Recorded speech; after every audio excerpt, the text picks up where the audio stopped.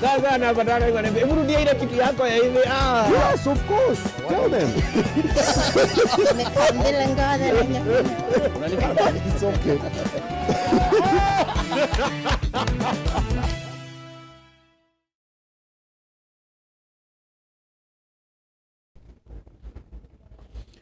A good evening to you. Welcome to Obinna Show Live. This is the only show on Obinna TV where we sit down with inspirational individuals so that we can inspire you, we can motivate you, and we can also challenge you to start living a better life and also to stop feeling so sad about your current situation. We're coming to you live from Miale 72 Lounge in Lavington. The reason why we chose this place and we are stuck here, Tumeskanyaga hatutikisiki, because this place is very, very private. You might think it's an exclusive club, but it is not. Privacy guaranteed, amazing affordable meals also guaranteed. When you come through, there's free parking, there's a car wash on site, so you can hit 2-3 birds by this one stone. Unaoshewa gari, ukifanya mkutano, ukikula, na privacy pia iko guaranteed. Pass by Miale 72 Lounge, you get to thank us for that. For this episode, I've decided to invite an old friend of mine. I've watched this gentleman for a while. Then I got to work with him sometime in the past, and then he just came and surpassed everything, and he is among the OGs of gospel music in the country. And through the many, many seasons, amekwama na Yesu wake. Yajasema anafanya ma love song. Ladies and gentlemen, boys and girls, the one and only Papa Fololo. Oncle Mutulele. Lino le Pepino. Mokoto nanga for chasing away the evil spirit. I'm in the house. Hiyo ni kusema nini? Lino le Pepino. Mokotulele. Lino le Pepino ni mzee anavaa material nyepesi kama yani linen. Lino le Pepino. Lino le Pepino. Lino ni linen. Ni nyepesi. Pamba nyepesi. Mokoto ni kiatu ile inakaa namna hii sharp. Mokoto nanga for chasing away the evil spirit. Ni mokoto ya kuchase away the evil spirit. Alafu hiyo ya mwisho. Papa Fololo, of course, it's a gentleman. Yeah. Papa Fololo is a gentleman. Yeah, it means a gentleman. Okay. Yeah. Karibu sana kwenye show. Niko salama nashukuru. You are a hard man to find. Kwani ulihamia Eldoret? Unashindanga Eldoret, bro. Nini? What did you discover in Eldoret that we have not discovered? Able to ambie. I've always wanted to ask you. What's in Eldoret? You know me, I believe in devolution. I believe more of that all of us were stuck in Nairobi. That there are so many, but there are so many opportunities outside Nairobi. Okay. And when you go there, and even right now, apart from just outside Nairobi, I travel outside of the country because I discovered there are so many opportunities even in Congo, Central African Republic, Rwanda, Burundi, that you can't find in Kenya. In Kenya and Nairobi. Yeah, in Kenya and Nairobi. Yeah. So I embrace devolution and I embrace traveling, just trying out things here and there. So unashinda Eldoret ukifanya. Unajua bado hujajibu hiyo swali. Uko tu l'Afrique. Inaitwa ni l'Afrique, Big Afrique. Big Afrique. Yeah, Big Afrique. Uko tu hapo Rupas Mall hapo kwa Moshi. Weirdly, there's a time eka hotel for like 3 months consecutively.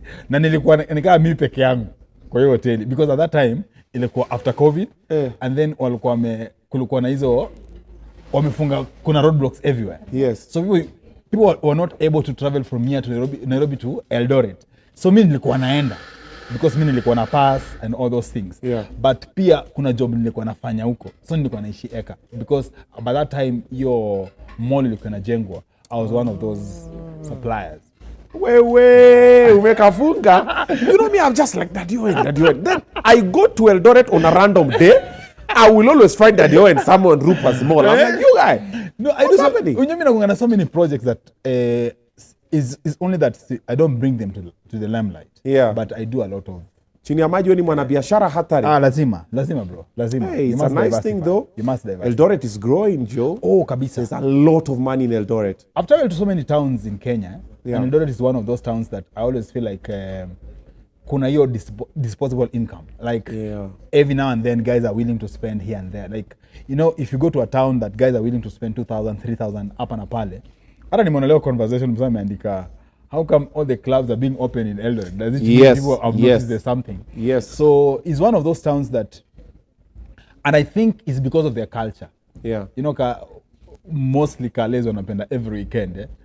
kwenda Eldoret. They work here in Nairobi from Monday to Friday in the airport Friday. Always but a flight. True, by the way. Alafu Sunday Eldoret airport uko imejaa hivi. Wanarudi. So that's the thing. And it's a very good culture. I believe that's a very good culture. Yeah. Narudisha nyumbani. Na lazima we build because that's the only way devolution it makes sense. Okay. Yeah. Karibu sana Obinna Show Live. Karibu Miale. Yeah. Umedishi? Mimi niko sawa. Mimi tudishi after niko this. True. Wacha wewe. Niko true. Mimi ni Mluya bana. Siwezi kataa. Mluya huyu kuku. Miale special. Alafu na ile nyama ile mpya ile tulidiscover ile inakaa nyama choma, si ndio? You like it? Very nice. Sasa hiyo alafu na cream spinach. Ugali, si ndio? Ama ni mtu wa saute. Bro. Ugali. Kuna maboys wanasema leta kuku na saute. Like, haiwezi ingia hiyo. Haiwezi ingia, si ndio? Hiyo naweza jifanya tu, lakini ikifika mlama tena nikoroge. Sawa, ugali, si ndio? Control hiyo tutapiga hiyo. So, I've been watching you for a while. Yep. So, the first time that I got to interact with you, Jalas amepata deal flani ya peace. It was a peace caravan or something. Mimi ni MC. Yes. Ilikuwa Kenya Land Alliance. Land Alliance? Yeah. Ilikuwa mashamba? Ilikuwa Kenya Land Alliance walikuwa wanataka kufanya digitalize all the land title deeds and all that. So ilikuwa lazima wafanye caravan around the country. At the same time, at that time, kulikuwa na noma ya election. Before election. Ama after election. After. So it was a peace something? Yeah. So it was more of a peace caravan. Yes. But it was sponsored by Kenya Land Alliance. Yes. Yeah. Mimi sasa ni MC wa road show. Na dancer. Track iko hapo tunafanya. We are going through the country. Jalasa kanambia ni aje mjize. Changamuka. Showstopper ni wangapi? Wawili. Kuna Papa Fololo na Avril. Kuna Avril. Bro. So I'd never met you before. And then so you came, you were very kind. Ulikuwa hizo school ulikuwa unapenda kuvaa polo t-shirts, khaki pants na viatu za Lacoste. Bro. I used to look at you and ulikuwa come and then you had, was it an NZD? Yeah, my first car. A white NZD. My first car. Nilikuwa nimeandika hapo Don Corleone. Ilikuwa NZD. Yeah. And then you are not driving. You are being driven. Yeah. Bro, tunaingia hivi kwa tao. Mimi napanda juu ya track, nimedance na wamama, nimevalisha ma t-shirt, nimewa hype, nime MC, nini. Naita Avril naimba. Hizo mani watu walikuwa Avril anapanda stage ya demo wanachizi wanakufa. Yeah. And then nikimaliza hivi anasema and now the one and only nini Daddy Owen. Yeah.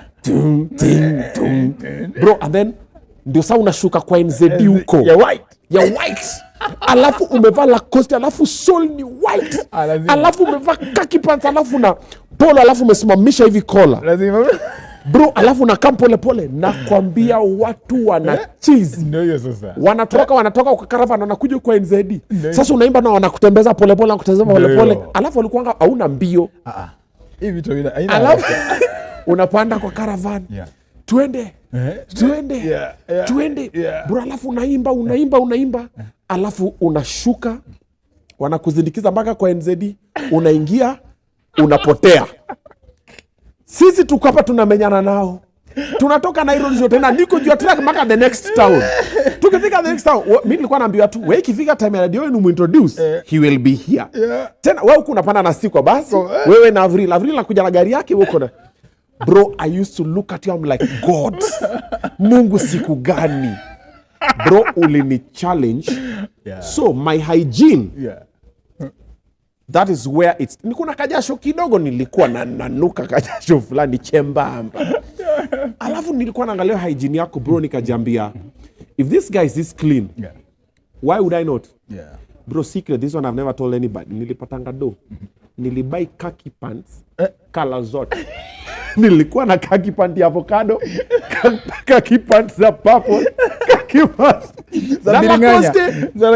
Bro, nilibuy viatu za Lacoste because of you. Na polo t-shirts. Alafu sasa mimi nikivaa sky kama wewe. One thing that was usema mpaka wa leo ni I always wear white shoes. Ama sole ya white. Na inakuanga very, mimi bedhe musema kama huwezi maintain sole ya white. Wachana na. Usivae. So that's what I do.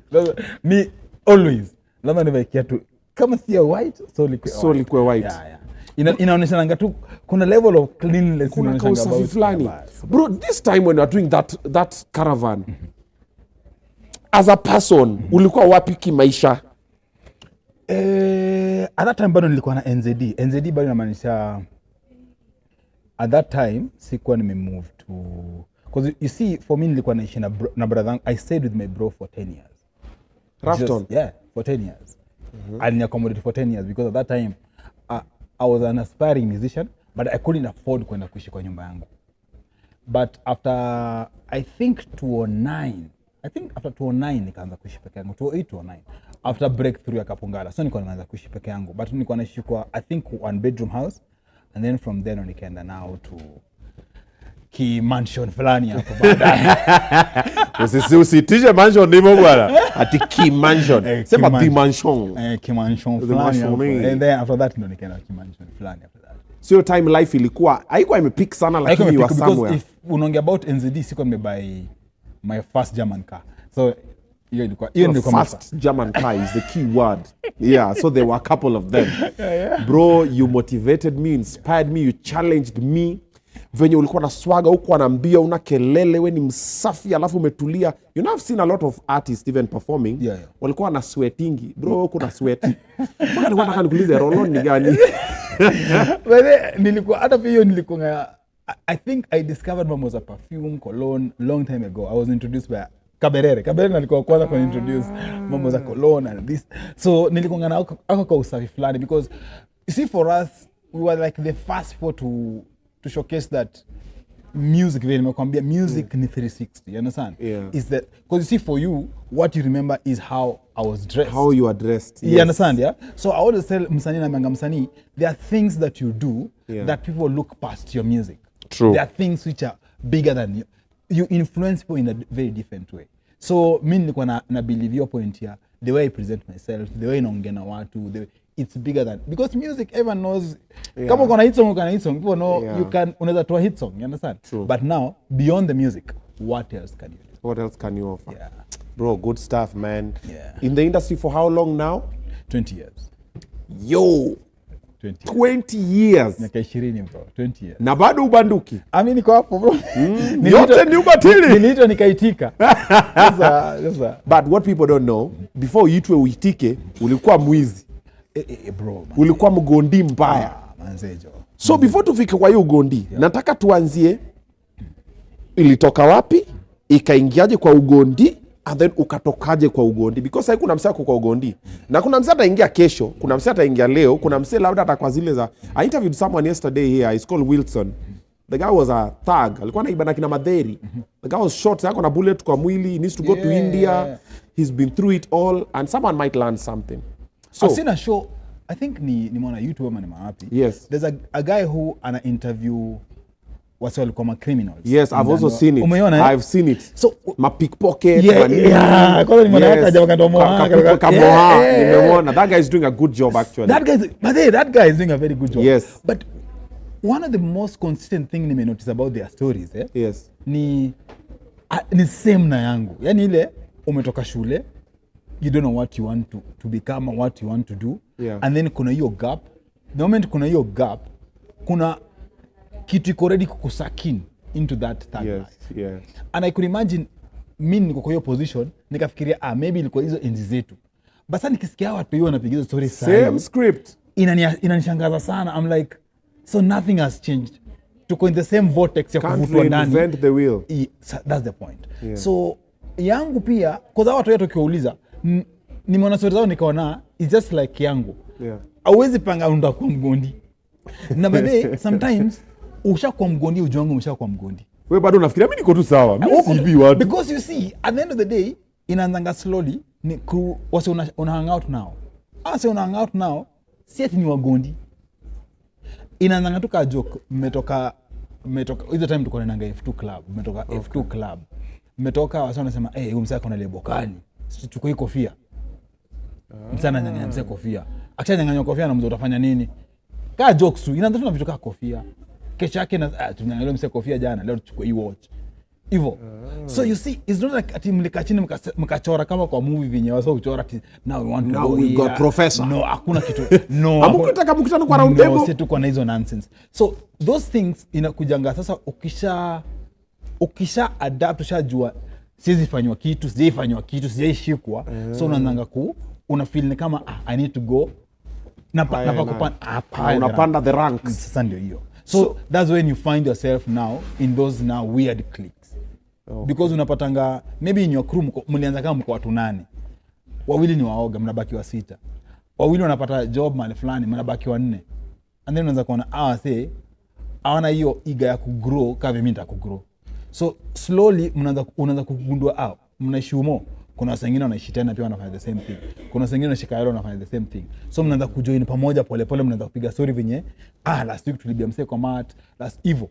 And then eventually si kitu tunaweza sema ati until you get out of it. Unaanza ku reflect back, you realize by the way kwa noma. Chenye nilikuwa nafanya iko right. But when you're inside there, you always just feel like because hakuna siku unamkasibu unasema leo tunaenda kupigia mahali fulani, hapana. It's only that umefika mahali mmekaa base mko tu wase jana ilikuwaje, jana bole jana ilikuwa pwani, wase si tuingie kwa hii mat vako, tumeingia mat tuko tao usiku, nothing important mnafanya, mnasema by the way msana anakaa kona do. So only grow ya Nairobi. Ulizaliwa? Nilizaliwa. Okay, my story is very interesting. My dad used to work in Nairobi. Okay. So I guess mimi nilizaliwa Nairobi. This is what I know. Nilizaliwa Nairobi, but my mom akamove Ocha kabla niko I think 1 year. Okay. So when nikiwa mtoisi kwa hiyo na Nairobi. So when we moved to Shags, niliishi Shags maisha yangu yote until nikamaliza form 4. So after form 4 Nairobi by bus. Sasa nikarudi Nairobi by bus. Waswambukinya. Waswambukinya ndio hawa. Waswambukinya ndio hawa. Yes. So tukakuja Nairobi. So when I came to Nairobi, my dad used to work in Nairobi still at that time. And then my bro alikuwa maliza form 4, Rufftone sasa. So we used to live me, my bro and my dad. But eventually ikafika mahali tukatoka mimi na bro tukaanza kuishi peke yetu. Okay. So you see hapa katikati kuna hizo disjoint vitu, you know, when you're a young man na hauna kitu unafanya, ni hard sana mtu kutrace what you normally do during the day. Because hauendi kole, hauko shule, hauko na project unafanya, hauko job. Na kazi huko tu. Huko tu. So ukitoka asubuhi ukirudi jioni, no one will even question umetoka ulipoka wapi. Sema nilikuwa natafuta hustle. You understand? Moved in with Rufftone. Rufftone is doing what at this time? At that time Ruff was a musician. Ashatoa ngoma ile yake na Ruff, unajua when I was in high school alikuwa shaanza muziki because at that time alikuwa anafanya secular music. Ruff was doing secular. Yeah, Ruff was doing secular. Mr. Mwigulu. Ruff was doing. You wouldn't even tell. Ruff was doing secular and he was doing really well because at that time I think Ruff is the first artist to produce on Lucas Ogopo in Kenya. Yeah, he was the first artist to produce on. Yeah. Ruff was doing secular. At that time they had a crew pamoja walikuwa wanajiita kama 1-2 walikuwa yeye, Red Sun, nimesahau wase wengine, and then walikuwa na walk in the same crew na kina Bebe Cool na kina Chameleon na Bebe Cool wa Nairobi. Because akina Bebe Cool and Chameleon were living in walikuwa Kenya for a while during those days. Time wote walikuwa na Ruff sasa. Walikuwa wetu akina Big Ted. Yes, wote walikuwa in the same clique sasa at that time. All of them in the same clique. Rufftone alifanya. Oh my goodness. Before for like 4 years. For like 4-5 years. Because I remember when I was still in high school, alikuwa shaanza. Because him alimanza before me kama 2 years. So alikuwa shaanza na those days kulikuwa na show ilikuwa inaitwa Mizizi. So Mizizi, those days walikuwa wananipanga artist, si kama siku hizi. When you go for an interview Mizizi, ulikuwa wananipanga I think 2,000 ama 3,000. So Rufftone alikuwa na make no because point ni Mizizi hakuwa na music videos. So they invite you to the show and then you perform. So you know kama music video. Music video. That's why most music videos like Tambo's likuanga performance. Yes. You know what I'm saying? Because no artist could afford. Hakukuwa na kamera. You know like na Mudhoni Bwika. Mudhoni Bwika ilikuwa leta. Mizizi ilikuwa jamaa alikuwa anaitwa Flavian Mbusi. Long time ago bro. Ulikuwa bado kwa shule. Mimi bado hata labda sikuwa nimezaliwa. So at what point did Nani transition akaanza come to the Lord of Lords? Alianza 2001. What made him transition? Alikutana na Yesu akienda wapi? I think yake ilikuwa more of RK Mwanabuja. I always feel like RK Mwanabuja alimsaidia sana to transform to become who he is. And then pia yake ilikuwa more, and it was so weird because at that time though sasa ngoma yake secretly ikianza kupika and then akatransit watu akashindwa sasa ndo umetry kama 3 years sasa hii ndo umeanza kupika after una try. But the best thing that Chinya alifanya by the time I switch there was no one in gospel, by the way.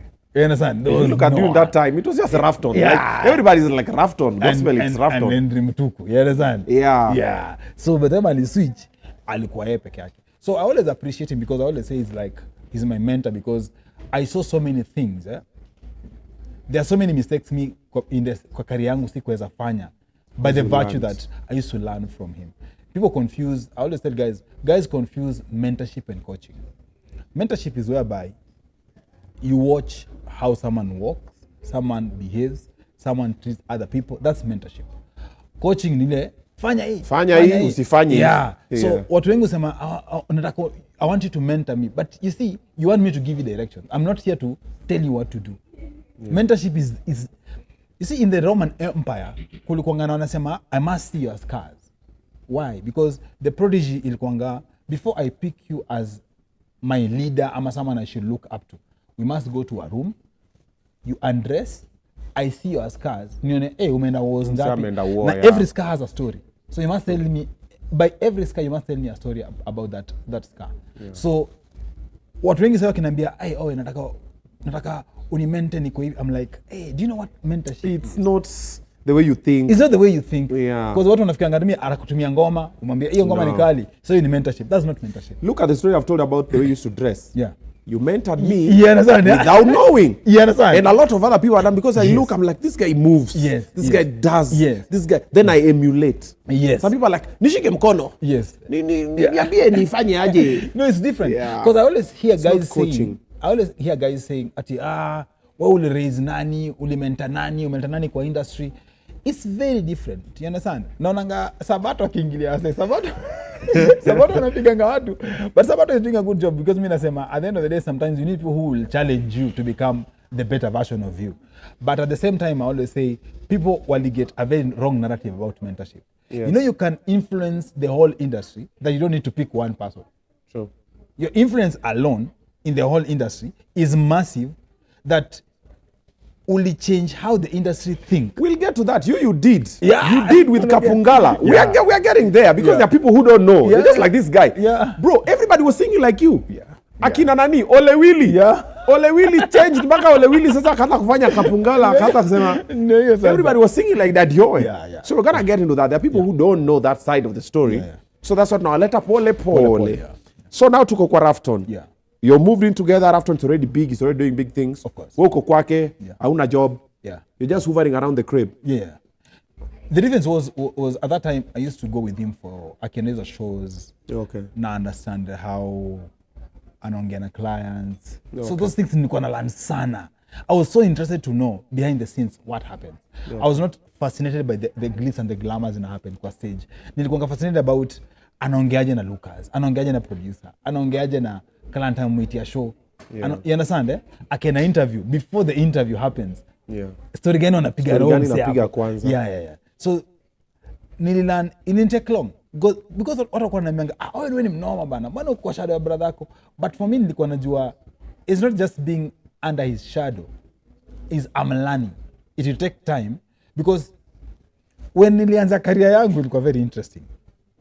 Watu wengi walikuwa wanasema my songs are just being played because mimi ni brother ya Rufftone. Understand? Yeah. So guys used to feel like we are on advantage because in the brother ya Rufftone. But you see, the hindsight ilikuwa sometimes it's really hard for someone to trust you or believe that you are on your own. You can be your own artist. By the virtue, your brother is doing well. True. So, kuna wakati ilikuwa inani affect. You have to be judged by unako kwa the same. Yes. But brother yako hawezi. Yeah. So kuna wakati ilini take long kukuwa na hiyo breakthrough because people are sleeping on me. They're like, huyu ni brother yake anamfanya na kwa who he is. Yeah. So si mnoma kiyeye. But patiently nilijua nitafika hiyo time. Bro alikuwa ananiambia, but the bro wangu alikuwa me is like my bro alikuwa amesha prophesy how big. Alikuwa ananiambia kila siku, usijali Owen, time yako itafika. And I can foresee it. Alikuwa ananiambia I can foresee it. Na uta explode. Alikuwa ananiambia by the. Alikuwa ananiambia na kuwatch sana, uta explode. Yeah. Haya. So you're here with Nani. So you got into crime when you're still living with your bro? Yeah. But for me, it was more of when I was still living with my dad and the moment we transit to my bro. Yeah. So F2, kofia, shati, nini. Yeah. So ukaingia kwa upinji? Ulifanya upinji gani? Ulifanya upinji sana. Yeah. Tuliingia sasa kwa gang, sasa real gang. Unajua kuna ile mmeanza kama tu crew wase mnafanya kupiga watu terror, kupiga watu terror and all that. But now ikafika mahali sasa mnaingia. Slowly and slowly aujui unaingia kwa a bigger gang than you thought it is. Yeah. You never hakuna mtu anasema ngati hii gang iko na gun. One day tu mmeenda mahali mmeamua leo mnda kuiba kitu kama kofia ama vitu kama hizo vitu ndogo tu. At that time hakuwa na mobile phone and all that. Yeah. Mnda kuibia watu chapa kwa mfuko and all that. Then one of your guys anatoa tu gun. Kila mtu chini. And then you wonder, oh, tumeshafika hapo. Unajua mind yako pia ila adjust. You have to adjust kidogo. Okay. So mkishamaliza ndio mnaenda mkicheka mnashinda, bro, kwani unakuanga nayo? Mimi nakuanga nayo. Kama unakuanga nayo basi So nipange. Usikue hivyo. Sasa ndio hivyo. Usikue mngati wewe. Sasa ndio hivyo. Nipe ridhe. Sasa ndio hiyo sasa. So mnaenda mkia upgrade without knowing. It's not something that haina plan to it. Yeah. Haikuwa na plan to it and then you say it. You not really want to become a big thug. No. You can't. And then eventually, after when you're in it, you don't see it like it's a big deal.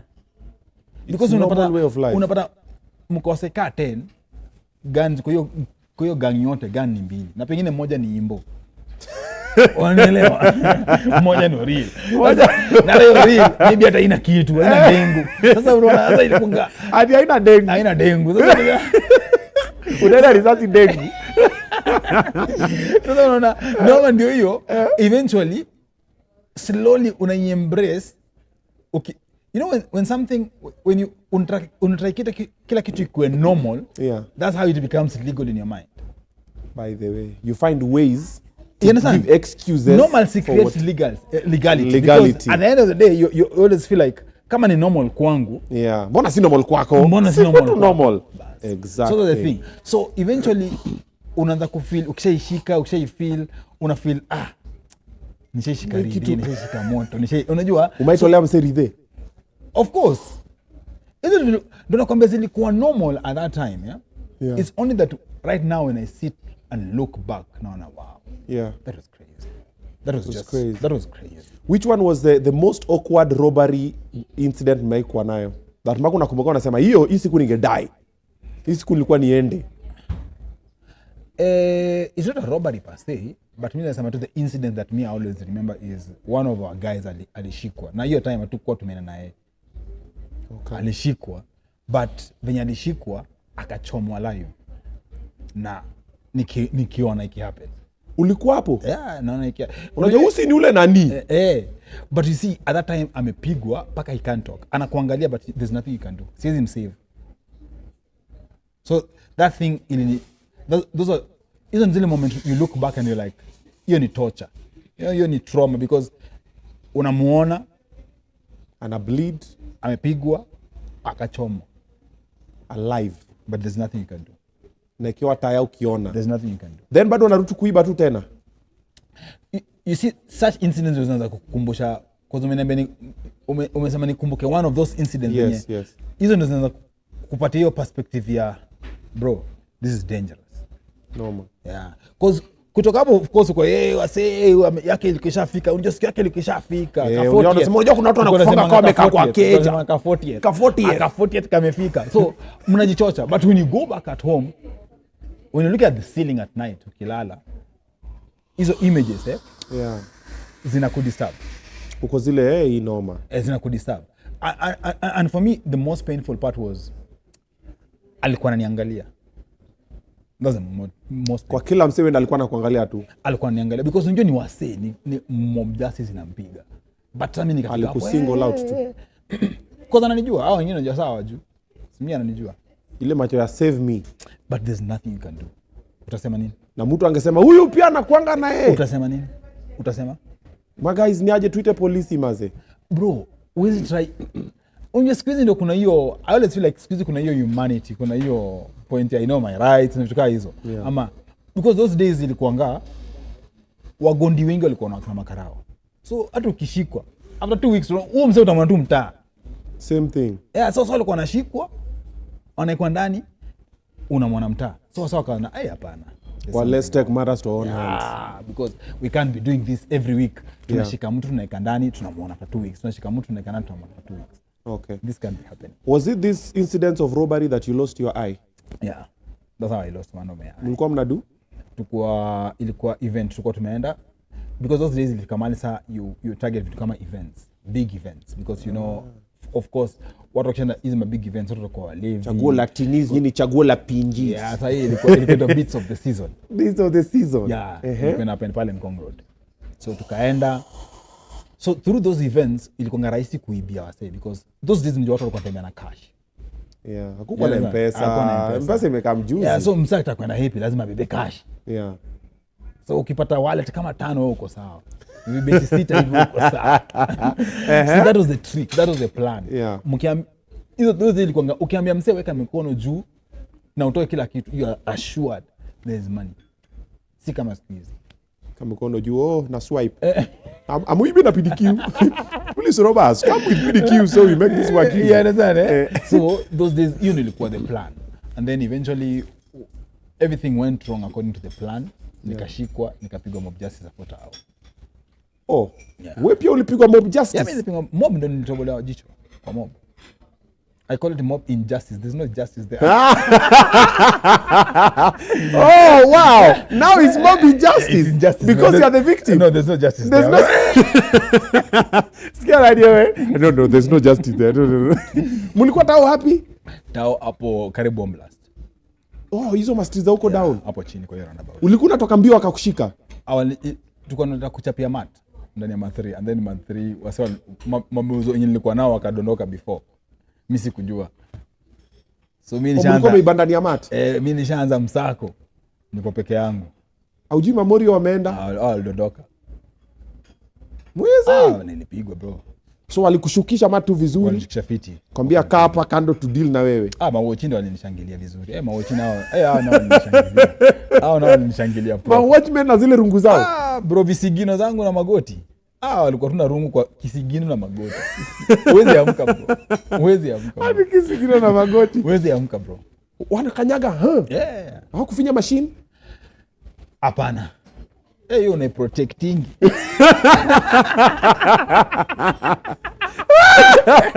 Una protect machine kwa vile za yo. Unajua every nini iko na every community iko na inajulikana for some sort of resourcefulness. You know resource man. Your valuability. Value added. Sasa umewachia kisigino, magoti piga, lakini pigeni. Bazenga usiguze. Pigeni bro. Then how come hawakukuchoma? It was so weird because it was at night. Unajua usiku ni tofauti sana mchana. Mchana unajua kuna anything. Mchana ungeenda. So ilikuwa usiku after event usiku. Alafu taya pia ni black, haungeziona. No, ilikuwa usiku hata tao pia ni hali kupata vitu kama hizo tao. But hizo mtani, bro ni noma. Hapo grogo. Nilipata grogo. Grogo. So walikupiga wakakuacha hapo. Wanipiga kaniacha hapo. So me left you for dead. Yeah. So the best thing ilikuwa nilifika nimefika mwisho. Pia walifika maana wanajua huyu tumemaliza. But you were not moving. I was not moving. So na move kienda hapo. The last thing ni ile place kayo nyenyekea sasa. Wezangi place kayo wezangi tunyenyekeaje. Pole maze. Ni shetani. Nyenyekea tu. So ulitoka hapo saa ngapi ama ulitoka hapo aje? After one of the watchman I think alikuwa na hiyo Royal Humanity. Yeah. So akaneka kulikuwa na hizi vibanda hizi unajua tao kulikuwa na hizi structures za charity sweepstake. Na they used to be there. Yes. So nikaingia hapo nyuma nikakaa nikaingia mat. Kwa mat usiku kabisa. Nikaingia mat nikaingia home. Ngia home ilikuwa very late. Umebleed mbaya. So I didn't know at that time hata sikuwa najua nimetobolewa jicho. So unaingia kwa rafu. Sasa tulikuwa tunaishi na mzae bado. Bado unaishi kwa mzae? Nikatobolewa jicho. So sikuwa najua nimetobolewa jicho.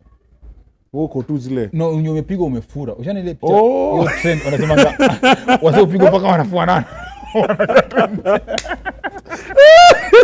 Una kama ndazi. Umepigwa mpaka na cartoon. So nimepigwa hiyo design. So that, you know at that moment, haujuangi kama una meno, haujuangi unajua everything imefura. So hizi vitu unajuanga after kama 2 days unaanza ku realize kwa sababu nilikuwa nafikiria macho tu imefura. So nilikuwa nafikiria hiyo time yote imefura, kumbe haijafura, kumbe sasa imeshatokolewa. I didn't know. Okay. Yeah. So ukafika home ukaingia kwa keja ukalala. Bro alishtuka mbaya. Bro ndo alikuona. Alinifungulia akashanga what's happening. So mimi nikaingia tu nikadoza. Those days unajua bado uko na ile urui ya uwezi niweza pale nimetoka unajua tukaa hizo. Yeah. Bro alikuwa amejua ni mgondi. Hapana. You know, when nimekwambia it's not something hata ukisikia story ya boys wanasema hata saa hii wengine parents wao hawajijua nini walikuwa wanafanyaga. Yeah. Because you see society imefika mahali everyone is so busy. Everyone is yeah. Wanaingia jioni wamechoka wamelala. Where no one knows ama no one cares what unafanya nini mchana. Hata sasa kuna vijana wako tu mtaani. Hiyo ndio hustle. Parents wao hawezi jua mchana yote msana anafanya nini. Yeah. Mzee alijua. Na msana anasema anaenda club ama ameenda out, utajua. Ama ni donda, ni squad. Ameenda out amerudi, utajulia wapi? Mzee alijua. At that time tulikuwa ilikuwa sasa imebaki kama I think after few weeks from there tuliachana mzae tukaenda kuishi mimi na brother yangu. But mzae hakuijua because angejulia. Mzae wangu alikuwa wale wasio kwa busy sana. So ulilala tu, you didn't go to hospital? Hiyo ndio the biggest mistake nilifanya. But you at that time ulikuwa na panic sana because those days ilikuwa ukifika usida mo explain. Akumbuka kuna wakati ulikuwa na mianga hata ukiwa mgonjwa design fulani lazima ule mtu mlikuwa naye. Ukiwa na gono. No, but si bado nakwanga. Like if you have an STI, you have to bring the other person at least. I don't think nowadays body exists. You know why they do that or why they used to do that? Because unakama unatibiwa, you go back to the same person, you come back again. Na umse bado anaenda kinfect watu wengine. But those days ilikuwa strict. Those days ilikuwa serious. I don't think. Nowadays ile so guys walikuwa naugua wananyamazia kwa sababu unakufa na gono yako kwa live. Nikaosinda mbele. Wewe labda leta mtu amekupiga na rungu. Ndio hiyo sasa. Maji moto tu. No masa ilikuanga those days ulikuanga namo explain what happened. Yeah. You understand? And it was I'm your pure you're naive, you're young, you're just 20, you don't know. Utasema you were 20? Yeah, nilikuwa young. Hey, bro, ulikuwa mtu hii. Yeah. Just say so 65 because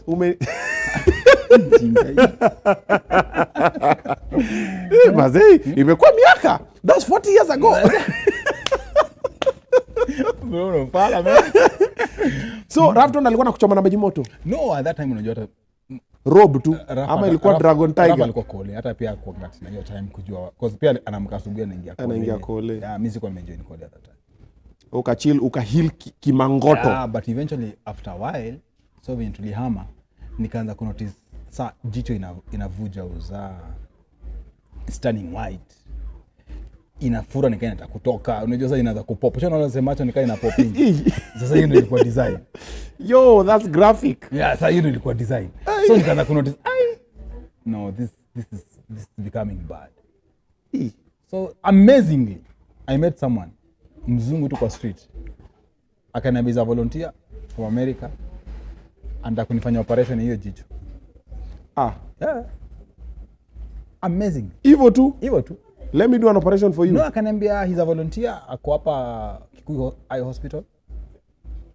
Na nikipata time niende nimcheki next week. Nimenaye kama weekend hapo Nando's ilikuwa sai Galitos and all that. Nikwendonga Nando's. Yaani macho moja ifanye lakini bado kututao. Bro, shughuli lazima iendelee. Lazima iendelee bro.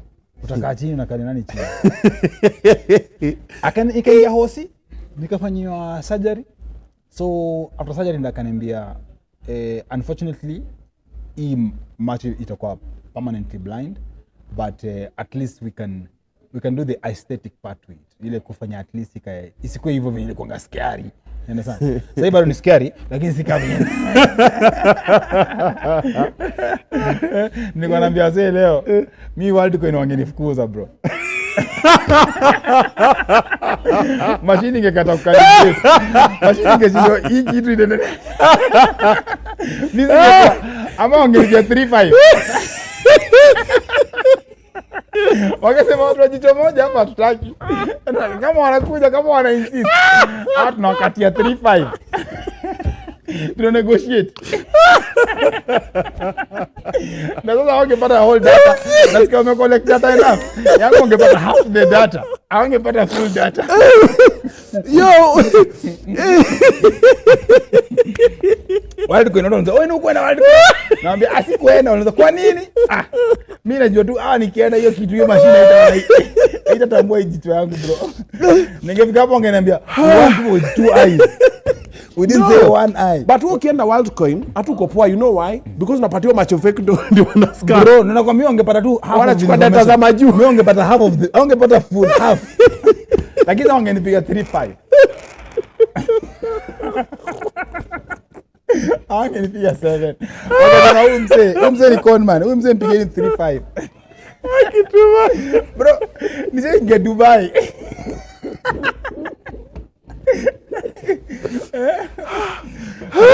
Wacha. Mangana bana, unataka kutukoni, you want to corner us. Ati uliingia Dubai? Niingia Dubai. Nikaingia tu kwa wase kama watatu.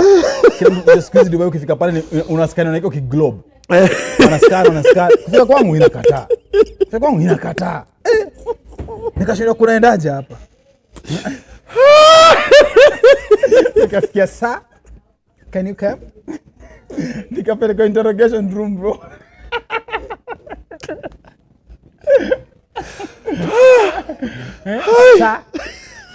Sir, Mr. Owen, there's something wrong.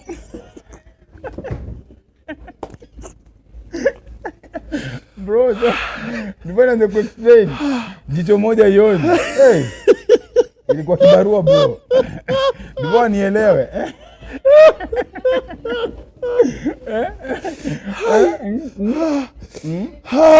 Sawa niangalia zile za bro, stop. Angalia wapi? Atuangalia sisi ama anaangalia huko nje.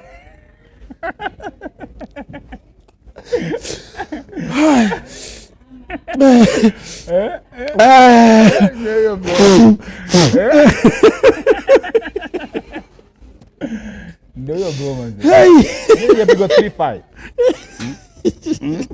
Your information is bro. Stop. Sawa. Tumbo new.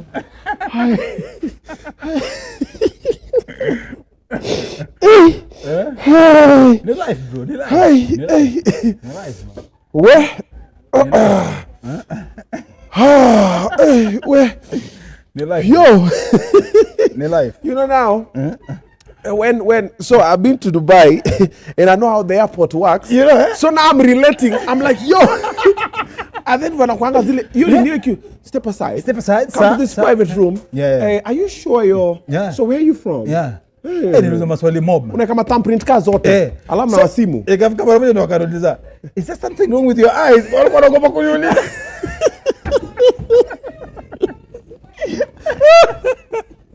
Walikuwa wanaogopa kuniuliza. Wanafinika utani offend. But me I'm like, uliza hiyo swali kuuliza bro. Uliza niishie. Who go like, you guys could have saved a lot of time. Yeah. Just ask me. Where? Is there something wrong with your Nikamwambia yeah. Kwa hiyo hii yangu moja inakuanga siku moja inaweza amka iende na hii nyingine. Siku moja inalala hapo kwa kona, haitoki hapo kwa kona bro. Inabaki tu pale, ni moja inazunguka tu. Hii moja inapiga lap, hii nyingine izunguke bro. Yo! Azeno noma yangu anaenda kupiga picha siku moja picha iko sawa. Sasa anapiga picha. Moja imelala huku nyingine ya huku. Sasa watu wanang'anikana danganya bro. Umesema picha ya DL ndio uko hivi. Bro, picha ya passport uko hivi. Ingine moja iko hivi, ingine iko hivi. Sasa who are you man? This is the first time I found someone who was really impressed who they are. Baka, where? So I have a joke for cross-eyed people. I've never done it anywhere because I always feel Kenyans are very sensitive. So I have a joke for stammerers and for cross-eyed people. So I've never done it. So now that you're talking, everything is because okay. Now let me ask you. So this is normally part of the joke. Yeah. But let me ask you. When a cross-eyed person is looking at you, and you're looking at them, do they always know that you're struggling to figure out which eye? No, make and see. Kuna struggle. Because unaangalia macho like okay. What to struggle in photographers. Wanakuzanga Angalia huko. Naambia naangalia huko pale.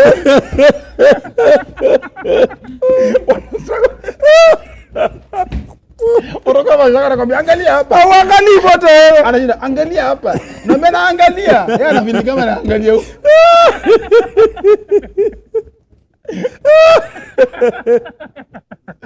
Hey, and then now sometimes when you're dealing with cross-eyed people, you never know if they're looking at you or they're looking away. Yeah. You're like, I'm talking to this guy. This guy is rude. He wasn't looking at me the whole time. No, wengine struggle paka wanaangalia saa chini because wanafeel oops anaangalia. Unaangalia ceiling all the time, like bro, why are you looking at the ceiling? Kwanza mostly kama ni madem, kama amevaa kitu revealing, kila sana anafanya hivi, anafeel kama unamwangalia. Unamwangalia. Nimekuwa na Owen the whole time, he was just shaking out my boobs. Yeah, wewe unamwangalia face yako tu. Kila saa. Ni macho mengine nimeanguka hapo kwa. Na haioni. Yeah, nafikiri naona haioni. So haioni completely. Haioni completely. Mimi auto kwanza manga Vision 2020, yangu ni Vision 20. Yangu si 2020. Yangu ni Vision 20.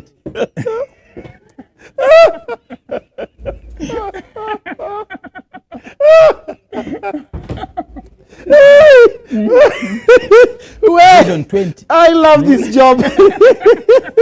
Sasa nimejongeza miaka 5 na Vision 2030. Mimi yangu ni Vision 220. Yangu usiongeze digits zingine. Hizo digits zingine they don't exist.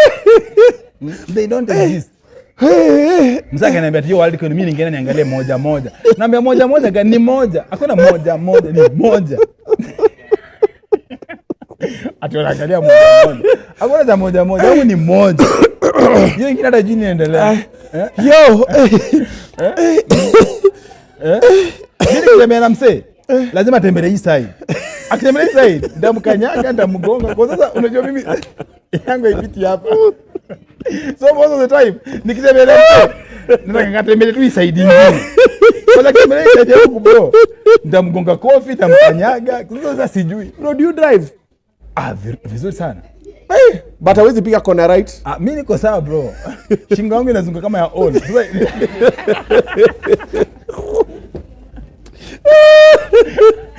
inazunguka all bro. Oh my goodness. Umezoea ku wiggle the thing. Shingo yangu bro inazunguka very fast. Very fast. Blind spot.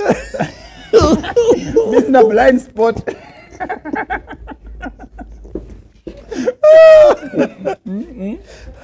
Hey bro. Sasa ukiisa nyingine tuna wave. Hiyo ndakulea kwa sababu sikuoni. Ati when I was waving you're not in. Wewe una wave nani? Mimi naweza kwa neka hivi inaangalia kwa lakini ikuoni. Umesema wewe dema nakwambia I don't see this working. Okay, like I've been there since we started. Was it enough about WorldCoin? Where an island of blind people, one-eyed person is their hero. So many huyo hero. Where umenimaliza. Where yo, now let's get back to, okay, tulikuwa wapi? Tulikuwa Dubai. Tulikuwa WorldCoin. Yeah. Tutabakisha macho. Wengine wataibiwa zao zote. Sisi tutabakisha kitu. I see the color of love. So, wewe ulienda umzungu akafanya operation, ukaanza kuheal. No, so from there, I think that was my turning point because after that is when I realized hii world kuna humanity, and apart from that, that's when nikakuja discover yo when you cut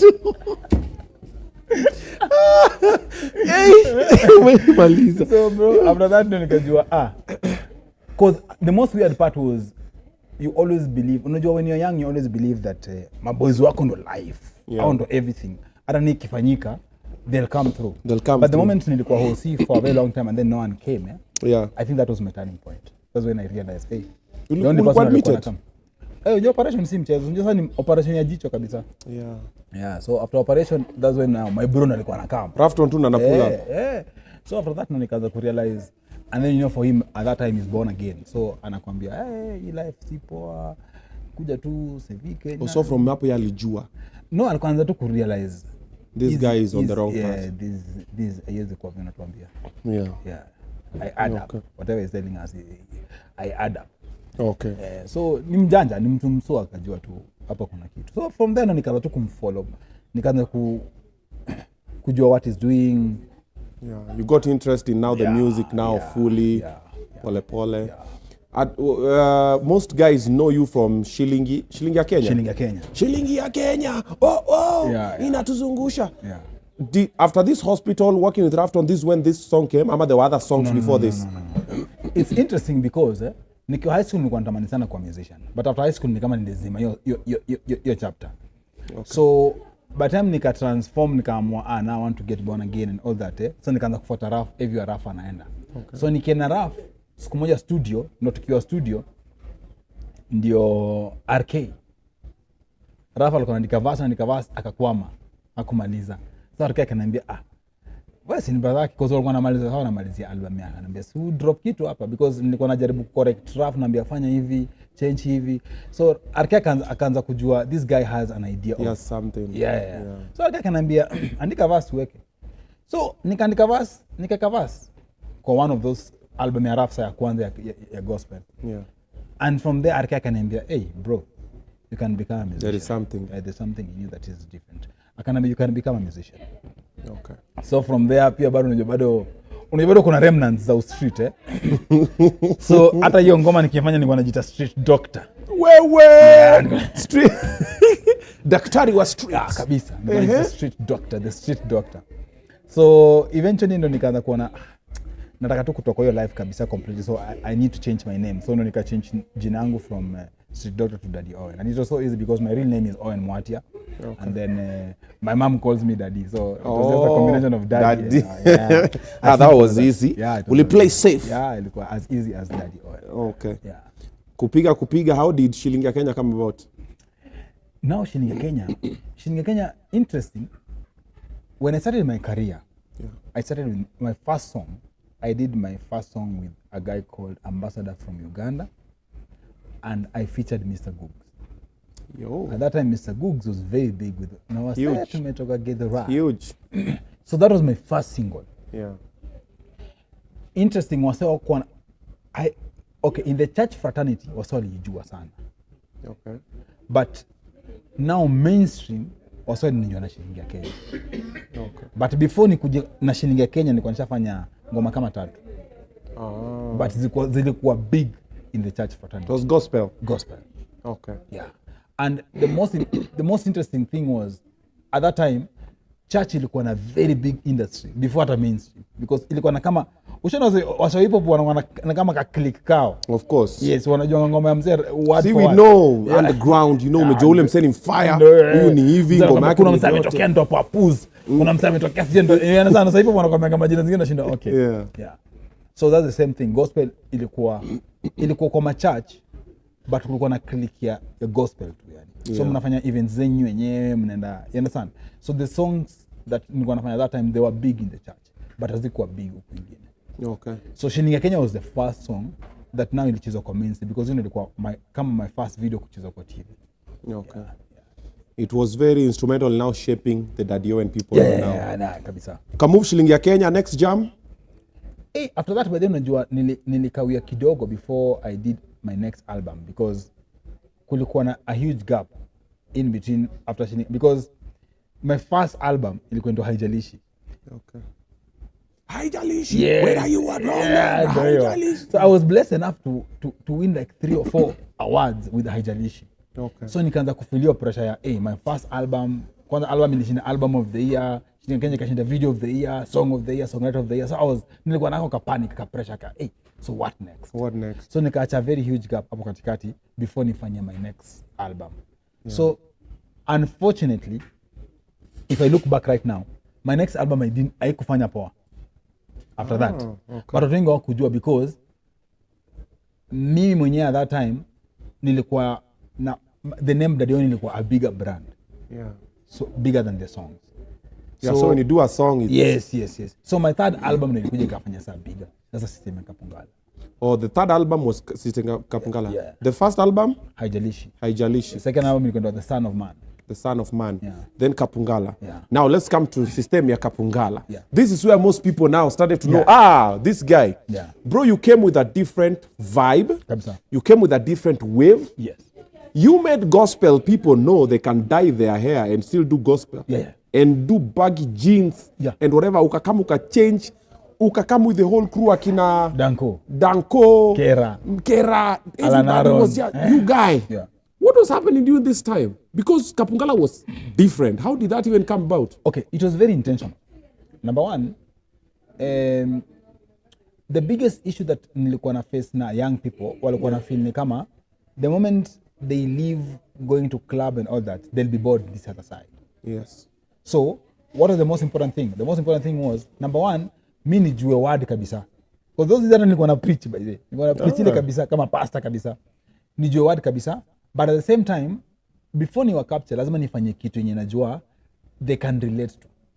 So nikajua vile nimekwambia, everything is 360. It must be your fashion, the way of life, all these things. So I was the first artist kwanza kuweka dye, after nikuja nikapiga mohawk. It was very intentional. I used to hate it. Oh my goodness. You hated that look? The way we loved it? Oh bro. Because mine ilikuwa intentional. Nilikuwa nataka these young people wajue anaweza nyoa box. Because those days that kunywa tu box wezi ngenao church. Ndio ilikuwa ni noma sana. Yes. Nilikuwa nataka say because statement yangu ilikuwa kama as you are.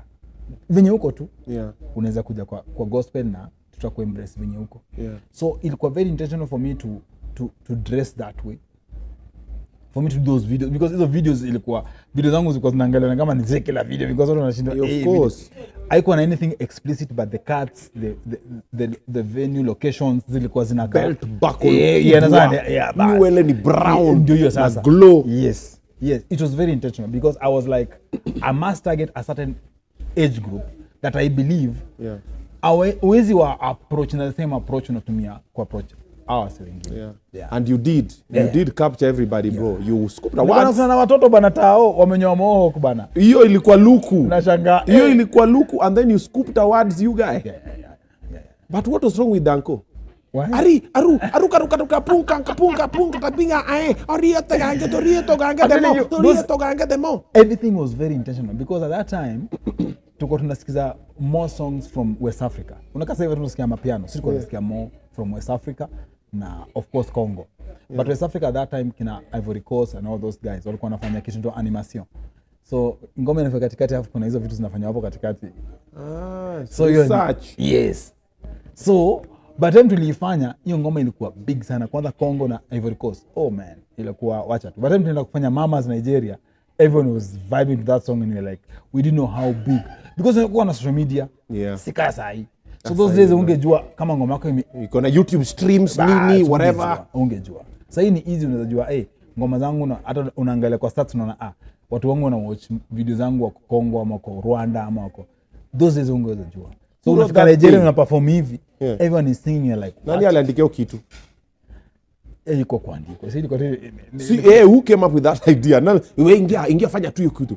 Danko aliingia tu ndani. Orieto. Danko is one of the most creative artists in China working in studio. He's one of those creative. And then idea yake hata kupea idea inaanga very stupid at that time. It was very stupid. Me if he did that in my jam in the studio I'll go like yo bro no. At that time it looked very stupid. But eventually is always very unique. Danko is one of those guys. Lazima ukue ni producer few sana unaweza work na Danko because ni watu ni kama kuna comedians uko na joke intelligent jokes. Anasema uko zile then baadaye uko like yes. So unapata maybe ana crack joke yake in a very wrong crowd.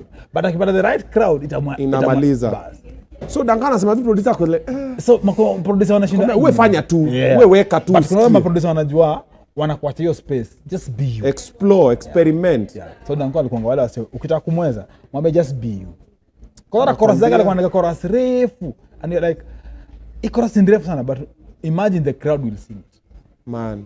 Sasa alituenda na wave. Tulikuwa najaribu kukram hiyo kitu. So hiyo kitu haina meaning, si ndio? Mwisho na meaning but huko mbele haina meaning. Wapi? Meaning wapi? Torieto gange. What's Torieto gange? Tulie togange demo. Haraka tuka pum aye. Demo ni demon ki French, demo. So tulie togange ni tumshike tumkanyage. Lakini za haraka hizo ni za. Ni shembeteng nyiro mlikuja nayo. Ati tulie togange demo. Haraka tuka pum paka. Hapa kuna. Hiyo ndio animation. So una make beat na mdomo. Ndio animation. In English ni animation. So kuka. Ndio hiyo sasa. Obinna. Was there anybody that you looked up to during that time in the industry when alisikia ngoma yako akwambia, my son, you're lost? Maybe a pastor, bro, someone. Mimi kuna DVD nishafanya. Mimi nishapata paka DVD imefanywa about Daddy Owen, how Daddy Owen is a devil worship.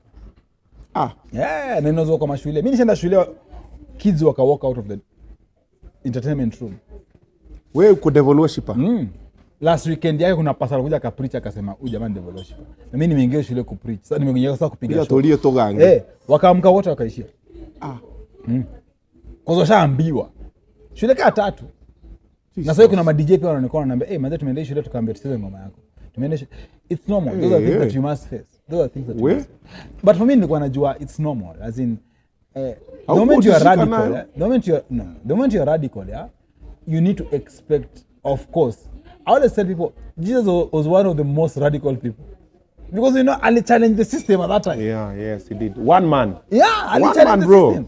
How everyone believes, everyone thinks. So the moment unakuja change how everyone believes, things, dress, all those things. Do you have to? Yeah, you have to face it.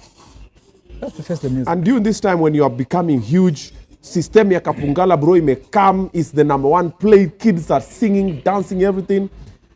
Did your brother feel threatened? No. Like I've told you, in fact, yeye alifeel kama ilichelewa kidogo. Kwa sababu alikuwa shaiona. Yeye alikuwa shaiona kitambo sana. So he never. Because people could have said, you know Rufftone was huge then at some point. Rufftone alikuwa kama godfather. Ni kama venye Red Sun akitokea after 10 years anafanya ngoma. We're like, yeah, you're Red Sun, we give you the respect. But there was someone who was... Yeah. So my bro alikuwa na hiyo point. Alikuwa hata ma interview anaambia, kuna kijana anakuja, ndo Daddy Owen. Yeah. Ni brother yangu na huyu atatake over. So watu wanashinda ni nani? Kwa that time hata sijulikani ni ndivyo. Yeah. So him alikuwa shaiona. So by the time it happened, to him in fact anasemanga alikuwa na expect it happen sooner than it happened. Yeah. What did you feel when everybody now wanted to be you? Your whole crew. Yeah. They wanted to be you. They were singing like you, dressing like you, walking like you. Yeah. And the rumors are you guys were living in the same house. 17 men. Are the rumors true? No. When we started, when we started, mimi nikianza my career, at that time ndo tulikuwa na crew ilikuwa Kambi Kristo. In Kambi Kristo at that time, we used to live together because it was intentional, because we used to pray together and all of us we couldn't afford kuishi mbali na tunaishi pamoja in one house and then tuko creative. Because the biggest challenge we faced at that time, when we wanted to start our gospel career, there was only I think Metro and Capital. Yeah. And when we went to Capital wakatuambia ngoma zako ni kali but tutaicheza wapi? You see, for such songs, unless there's a playlist like 3-hour show for gospel. So tukauliza 3-hour show ni ngoma ngapi? Wakatuambia. Tukashikana wase kama 10. Tukasema kila mtu in studio record ngoma 10. Tuwape ngoma ndio hiyo. Kila mtu in studio record album. And that's how Kambi Kristo started. And that's how we started to revolutionize the gospel music. So at that time we were living together, but eventually kila mtu God will bless kila mtu, because at that time tulikuwa tunaishi mimi, Rufftone, a guy called Harry G, a guy called Porcupine, SK Blue, DJ Kev. SK Blue. Kev the owner of More Sound. Kev pia alikuwa anaimba pia by the way. Alikuwa DJ. Alikuwa DJ. So all of us used to live in the same house. But eventually after that now venye God will to bless, kila mtu akashika njia yake. Watu waka move. Yeah, watu waka move. Okay. Yeah. So when everybody was singing like you didn't feel like No. Because waka kudai. Yeah. It was very interesting because at that time you feel like you've started something at the same time in the pressure. Yes. In pressure. You have to keep pushing. Because half of the congregation in church wanna believe whatever you're doing is wrong. But you're winning more souls to the kingdom. So you're like, I can't stop winning more souls to the kingdom. Yeah. So fast forward, everything happened. you started doing shows.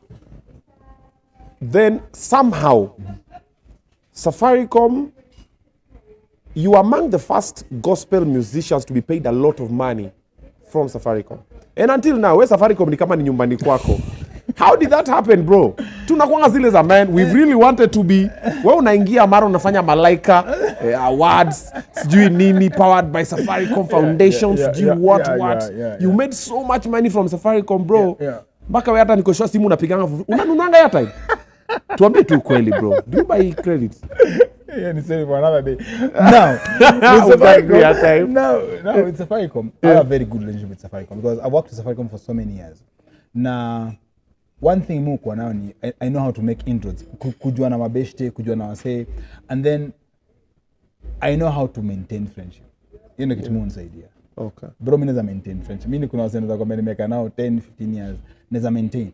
Naweza kwa atuko key ama tight as we used to be before, but at least once in a while nitapiga simu, ama once in a while nitakujulia hali, ama once in a while if something happens nitatokelezea. Okay. So that's the difference.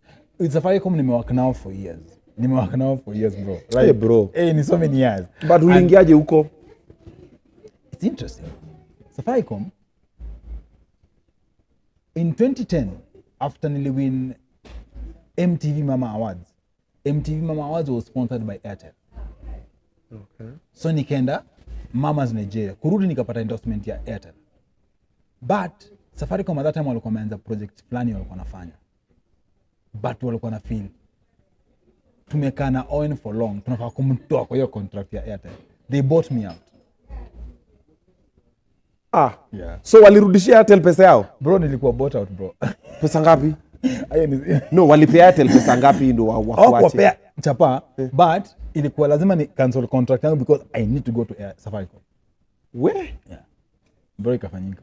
Ukawache Airtel ukaambia mimi naingia safu? Bro, niliingia. Because Safaricom nao walikuwa wananipatia. Airtel ilikuwa na chapa mob, but value add. You know Safaricom, even when they endorse you, it's not about the money. It's about how much support they'll give you. Yeah. Your events, your shows, your albums, your tours. Your airtime. Unasema Airtel lako anakupea credo. No. Kuna kipaya. Walikuwa wanakupea chapa. Chapa wanakupea. But Airtel unajua at that time wako wanafanya events. Yeah, that's it. I didn't go in them kufanya events and all that. But you see the Safaricom at that time, they were doing face off, all these events zinafanyika, walikuwa wanapush Skiza, wanapush Facebook, ndio ilikuwa imetokea vitu kama hizo. So ilibidi nifanye hizo vitu zote Safaricom. You guys, Safaricom, can you say that the partnership you did with Safaricom is now what changed your whole life until now? Ama you feel there was something? To be very honest, I was one of the, because after Juakari, I think I'm the second guy nilipata a big endorsement in the country.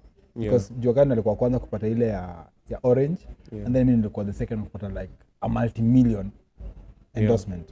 And apart from that, nikizipata, unajua after hiyo inaisha una renew, after renew kuna ingine inatokea Kenya Live, hiyo Safaricom Live inatokea, after Safaricom Live kuna partnership ingine inatokea. So I've worked Safaricom for so many years to a level whereby I always feel like every musician, you need such endorsement and partnership for you to grow. The industry needs such endorsements. Yeah.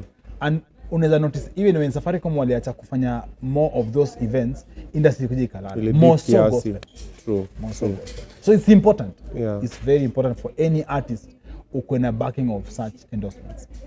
What's the largest amount of money umeishika hivi yako ikakushtua ukasema we ndio hii, ama ukafinya balance ukasema we kwa muziki? Ama unajua si muziki, unajua pia kila kitu inadepend na grace na period. Unajua kuna wakati 1 million ilikuwa pesa mingi, lakini wakati we'll put it into context.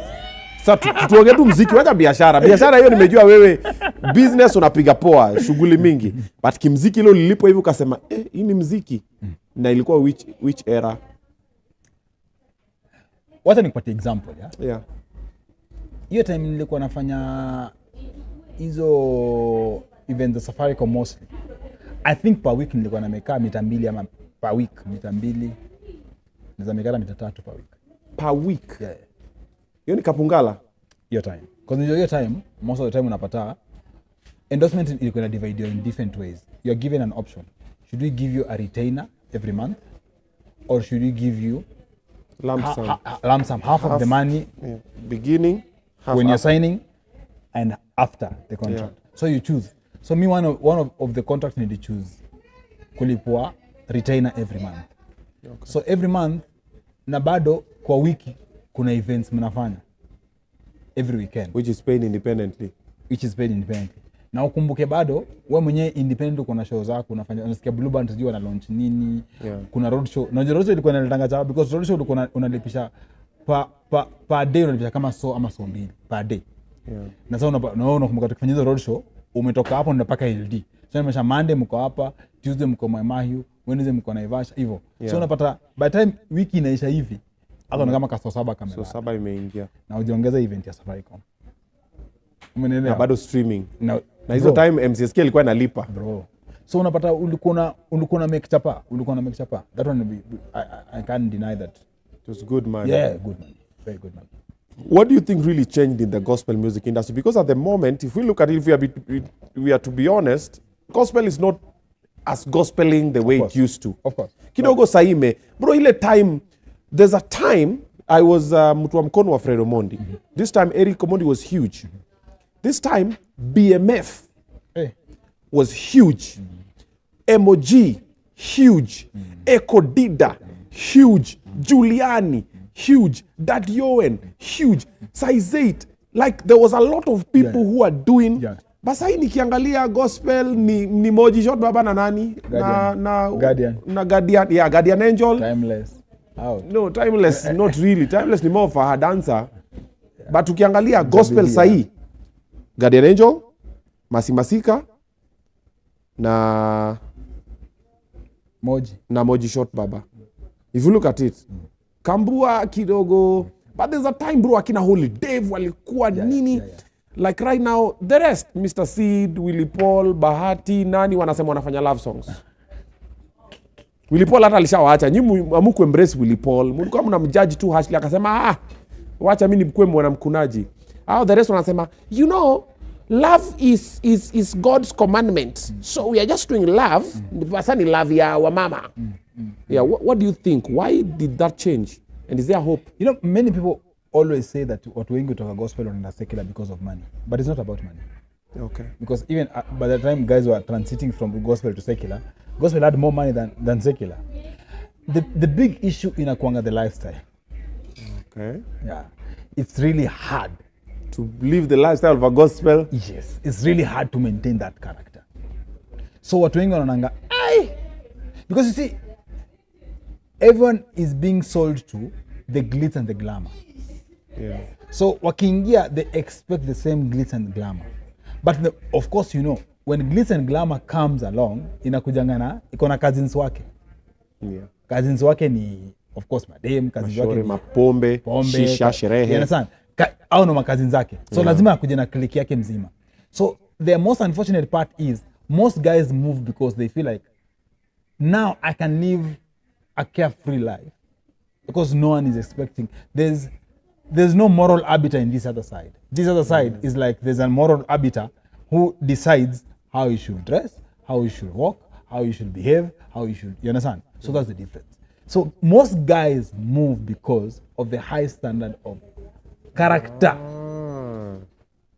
That's the reason why guys move. It's not about money. Because I think Willy Paul is one of the most talented artists in this country. I always say so, all the time. I feel there are very few artists on the Willy Paul. From writing to performance, bro, Willy Paul hands down any time. Very few. In this country. Yep. When it comes to talent, pure talent, yes. Very few. Ba akona business acumen, a very different. Yes, Ba is a very sharp business guy. I always say, mimi ukiniuliza, I don't think when make any big stride financially when they switched. I ask me. Because when Willy Paul switched kidogo, I can't say they made any big stride. But he's a content creator. You get my point, eh? Because I feel like even Baha was bigger then. Hey, Baha was huge. Nalia mama. Yeah. If you ask me. Akiwa mtoto wa mama alikuwa huge. Sasa mtoto wa Diana. Sasa yako nini? So kwa bedroom. Mimi nasema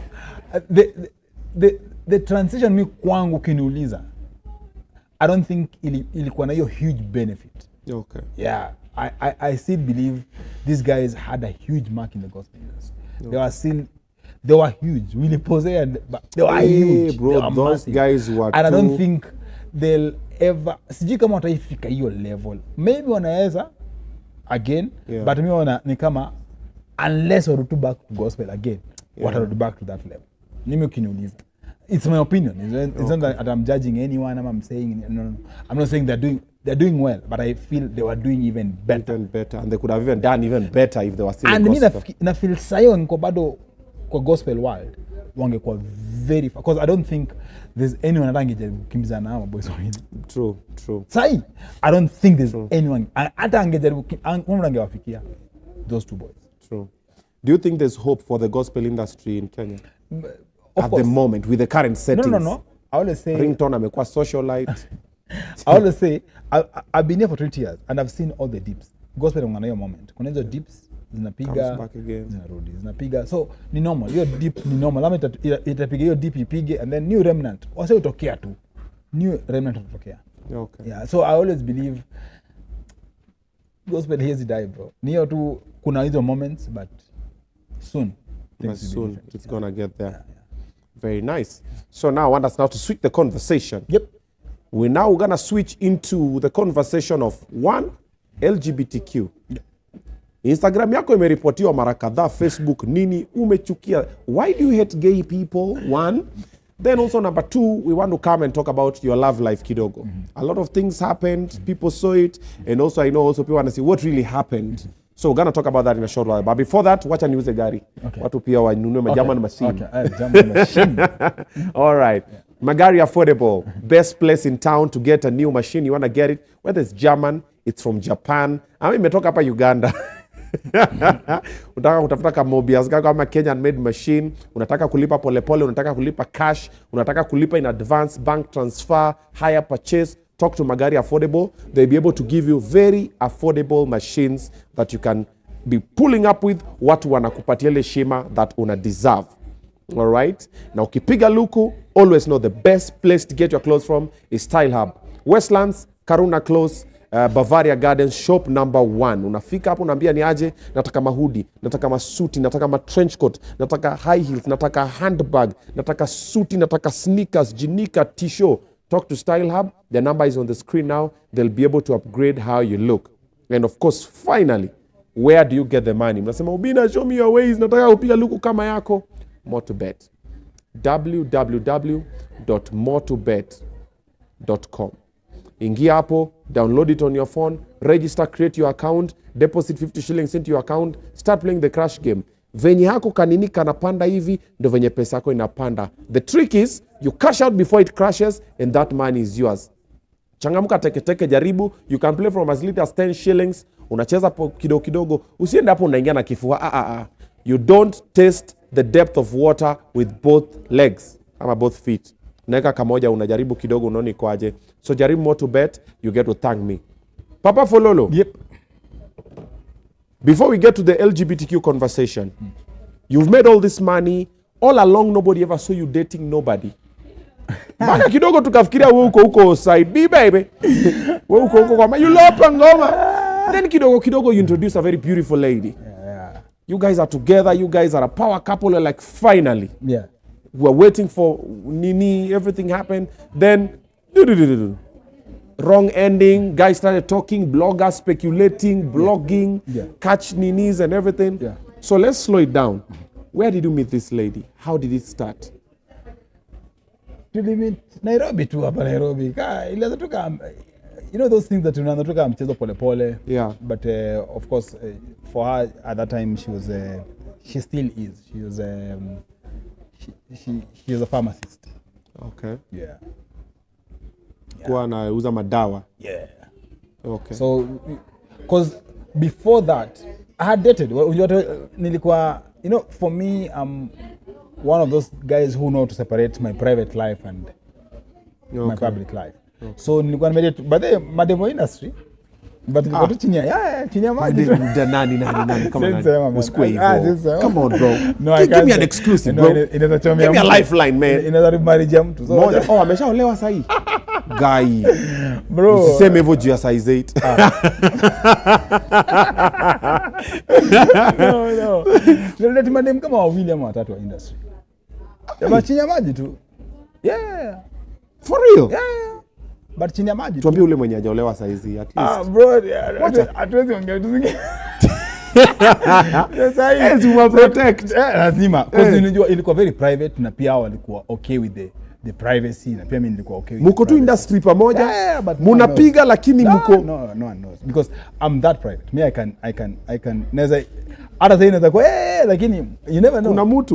You never know. Sasa mimi naweza kaiwa but for her it was different because at that time nilikuwa decide now I want to get married and this is what I want to do because the other previous ones ilikuwa more of we just dating. We haven't sat down and decided now it's about marriage and everything. Okay. Yeah. But it was more of course everyone dates with the expectation that you want to get married. But for her it was different because I think at that time pia nilikuwa nimefeel kama I want to look for someone different from the industry. That is why I wanted to ask you why go for someone outside and I was like I think I've dated enough guys from the industry so I just want to look. Kwani body count ya industry ni ngapi? Wewe unasema I think I've dated enough guys in the industry. But yeah, I had that one. Wana what say wanajua je nasema. So okay. Papa for lolo. No, I dated some few chicks in the industry. Like 10. No, 10 ni wengi. Kwani una okay 9 bas. Hapana. But mimi ni wala tu kuna serious in a relationship. So si kwa hiyo time mingi ya kudate out 9 because mimi ni wale I'll do a long haul like 3 years, 2 years. You understand? Okay. Yeah. So ukasema place umeenda kwake hivyo tu umeacha nguo 2 3 amemove hivyo pole and then so you guys were living together at some point? Ali move in? Yeah. Ama ni wewe uli move in? We're living together. Because at that time nilikuwa na hao hapo Buru. Yeah, nilikuwa na hao hapo Buru. So I was doing really well in the industry at that time. Yeah, I was doing really well in the industry. Come move in, life ikaendelea. Ni zile vitu zenye mwezi kaa chini mnasema this is what is going to happen but ina happen. It happens too by itself. Ina build up yenyewe tu. Ina build up yenyewe. Na ina take form. Ina take shape. What do you think went wrong though? Ama do you believe something went wrong? No, I believe, of course, you see, I'm a man. I must own up to everything that happens in your life. Yeah. Because you always say there are things which your son will watch one day and they'll be like, Dad, what really happened? Yeah. So I always feel like everything went wrong when both of you, maybe you reached a point you are not working towards to make things become better. Unajua kuna ile kuzoeana na mnasonga na maisha and all that. And I believe marriage has so many elements. Right now nikioa tena. Utamchunga na risasi. Hata si kuchunga na risasi. In fact right now I think I'll be more lenient. Yeah. Yeah. Because I believe marriage si kuchungana. Marriage is more of you want it, I want it and let's make it work. And let's make it work. So it's just more of both efforts from both parties. Yeah. Yeah, is what makes marriage because me and paka leo marriage is a beautiful thing. I can't complain about marriage. Yeah. Yeah, I can't complain about marriage because I can't say my marriage was bad. I can't say my marriage was bad. I can't say that. Yeah. It's just more of I always feel like maybe in vitu mnaona mnaacha then you ignore the ninis. Yeah. So, how did you know it was over? Did she tell you? Did you see it online? How did that happen? For me, I believe it was over before hata watu kujua online. But watu wanajua kujua online. Mimi naona ngoro nika stories zingine na sikatu kucheka na nyamaza tu. But I always feel like by the time wasao kujua online, mimi nilikuwa nishajua. You see, as a man, one thing that most people don't understand is so many men can keep quiet about some stuff. I know, bro. Why are you talking to me like I'm not a man, man? You're talking to me like I'm a woman right here, bro. So, tunanyamaziana lakini na unajifanya mjinga. Yes. Mimi kwanza kujifanya mjinga. Mimi ni master. Umejua lakini uko let's fine. Wacha tuone itaendaje. Yeah, mimi najifanya mjinga. So, those are things that you notice even before it gets there. Before it gets there, wewe ulikuwa ushajua this this is how it will pan out, this is how it's going, this way it's... Because I think because men, you're the visionary in a relationship. So when everything starts getting blur up on mbele, unajuanga before hata your partner ajue. So the blurriness, for me the blurriness was so clear. Kunaiona vizuri. That's an oxymoron. The blurriness was so clear. The blurriness was so clear. So by the time it was out, you were like, I expected it. For me, it was more than But blogs were writing a couple of things. One, she left you for someone richer than you. She left you for your friend. She didn't want to have children. You cheated. She caught you cheating. Blogs wrote a couple of things. Yeah, but you're cheating and a check and it died. Yeah. Because I've never been known to have such characters. Yeah. That is not. Because you are a superstar, you have the money. Ladies who are throwing themselves at you. Yeah, but that's one thing that anyone who is close to me atakwambia, hey, those are things Owen, huwezi pata Owen akifanya. You are one woman, one man. Senye niko hapo. Senye niko hapo bro. Okay. Senye niko hapo. Also there were stories that it really broke you. Yeah. And that's where people nilikuwa nasoma zingine what people are getting it wrong. You see, when something breaks you, it depends with the magnitude of the issue. Because for me, I think what really broke me was the kids. You know, nyinyi watu wawili, hiyo ni mtu akiamua decision yake ni yake. It doesn't if I kubother. Yes. You understand? Na pia ukiamua ni watu wazima. Yeah. But you see, when it comes to kids, they didn't choose to be here. You understand? True. It's the two of you mature people decided to bring them here. Yeah. Yeah. So when what really broke me, maybe it was about the children. Because it's something that everyone knew about my kids and all that. And that's something that really broke me because I've never believed that my kids should be brought up not in a family unit. Okay. Yeah. So that's if there's anything that really broke me, it was that. It was not about someone else. No. It was just about the children. You wanted to be present, now you can't. Yeah, those are the things that you look at and like. You see, there's a very okay, wewe ni master hizi vitu. Wow. Thank you for the compliment. Bro, ni master. There's a huge difference between a real family setup and a broken one. Because no matter how much you try, bado kuna elements zenye every day you need to explain, every day. Yes. There's so many elements. There's a lot of friction. Yeah. And it's like a structure yenye kila siku lazima ifungwe na kamba igongole misumari, you understand? Rather than a lot of bandages. Yeah, always. Each and every day uko na it's always leaking somewhere. Yes. So that's the difference. It doesn't matter how much utapewa watu wako waonange. It doesn't matter. It lacks that feeling of I'm a father and this is my wife. These are the kids. You're present. You're in one loving family. Because that's how I grew up. I grew up seeing my dad, I grew up seeing my mom, I grew up seeing my, you understand? Siblings and everything. Yeah. Now there's a lot of movement. Yeah, and I can't imagine that maybe when we were growing up, my bro maybe alikuwa sijui wapi, maybe anakujanga tu, you know. Yeah. My mind cannot even fathom that. Yeah. Yeah. But how has it been so far? So, you see, so far, I don't know anything else. So whatever it is what you appreciate how it is. Yeah. You get, yeah? Because it's so new to you. It's so new to you. You learn as you move. Yeah, you learn as you move. You can't say it's good or it's bad because whatever is coming, you embrace. As a man, you conform to everything that comes to you at that moment and embrace it and make the good out of it. Yeah, there's nothing else you can do. All of us, we have wishes. Maybe you wish you can own a private jet and you can't at this moment. Yeah. You understand? So you need to work hard to make sure you own it. Yeah. So that's what I do. I can't say, now that I don't own a private jet, ndaka chini anze kujihurumia. No. You work hard and get there. If there's ever an opportunity to come back together as a unit, would you be interested in that? No, you see, at the end of the day, time has gone. You see, time is they say time is a healer, but at the same time, time can create a very huge gap.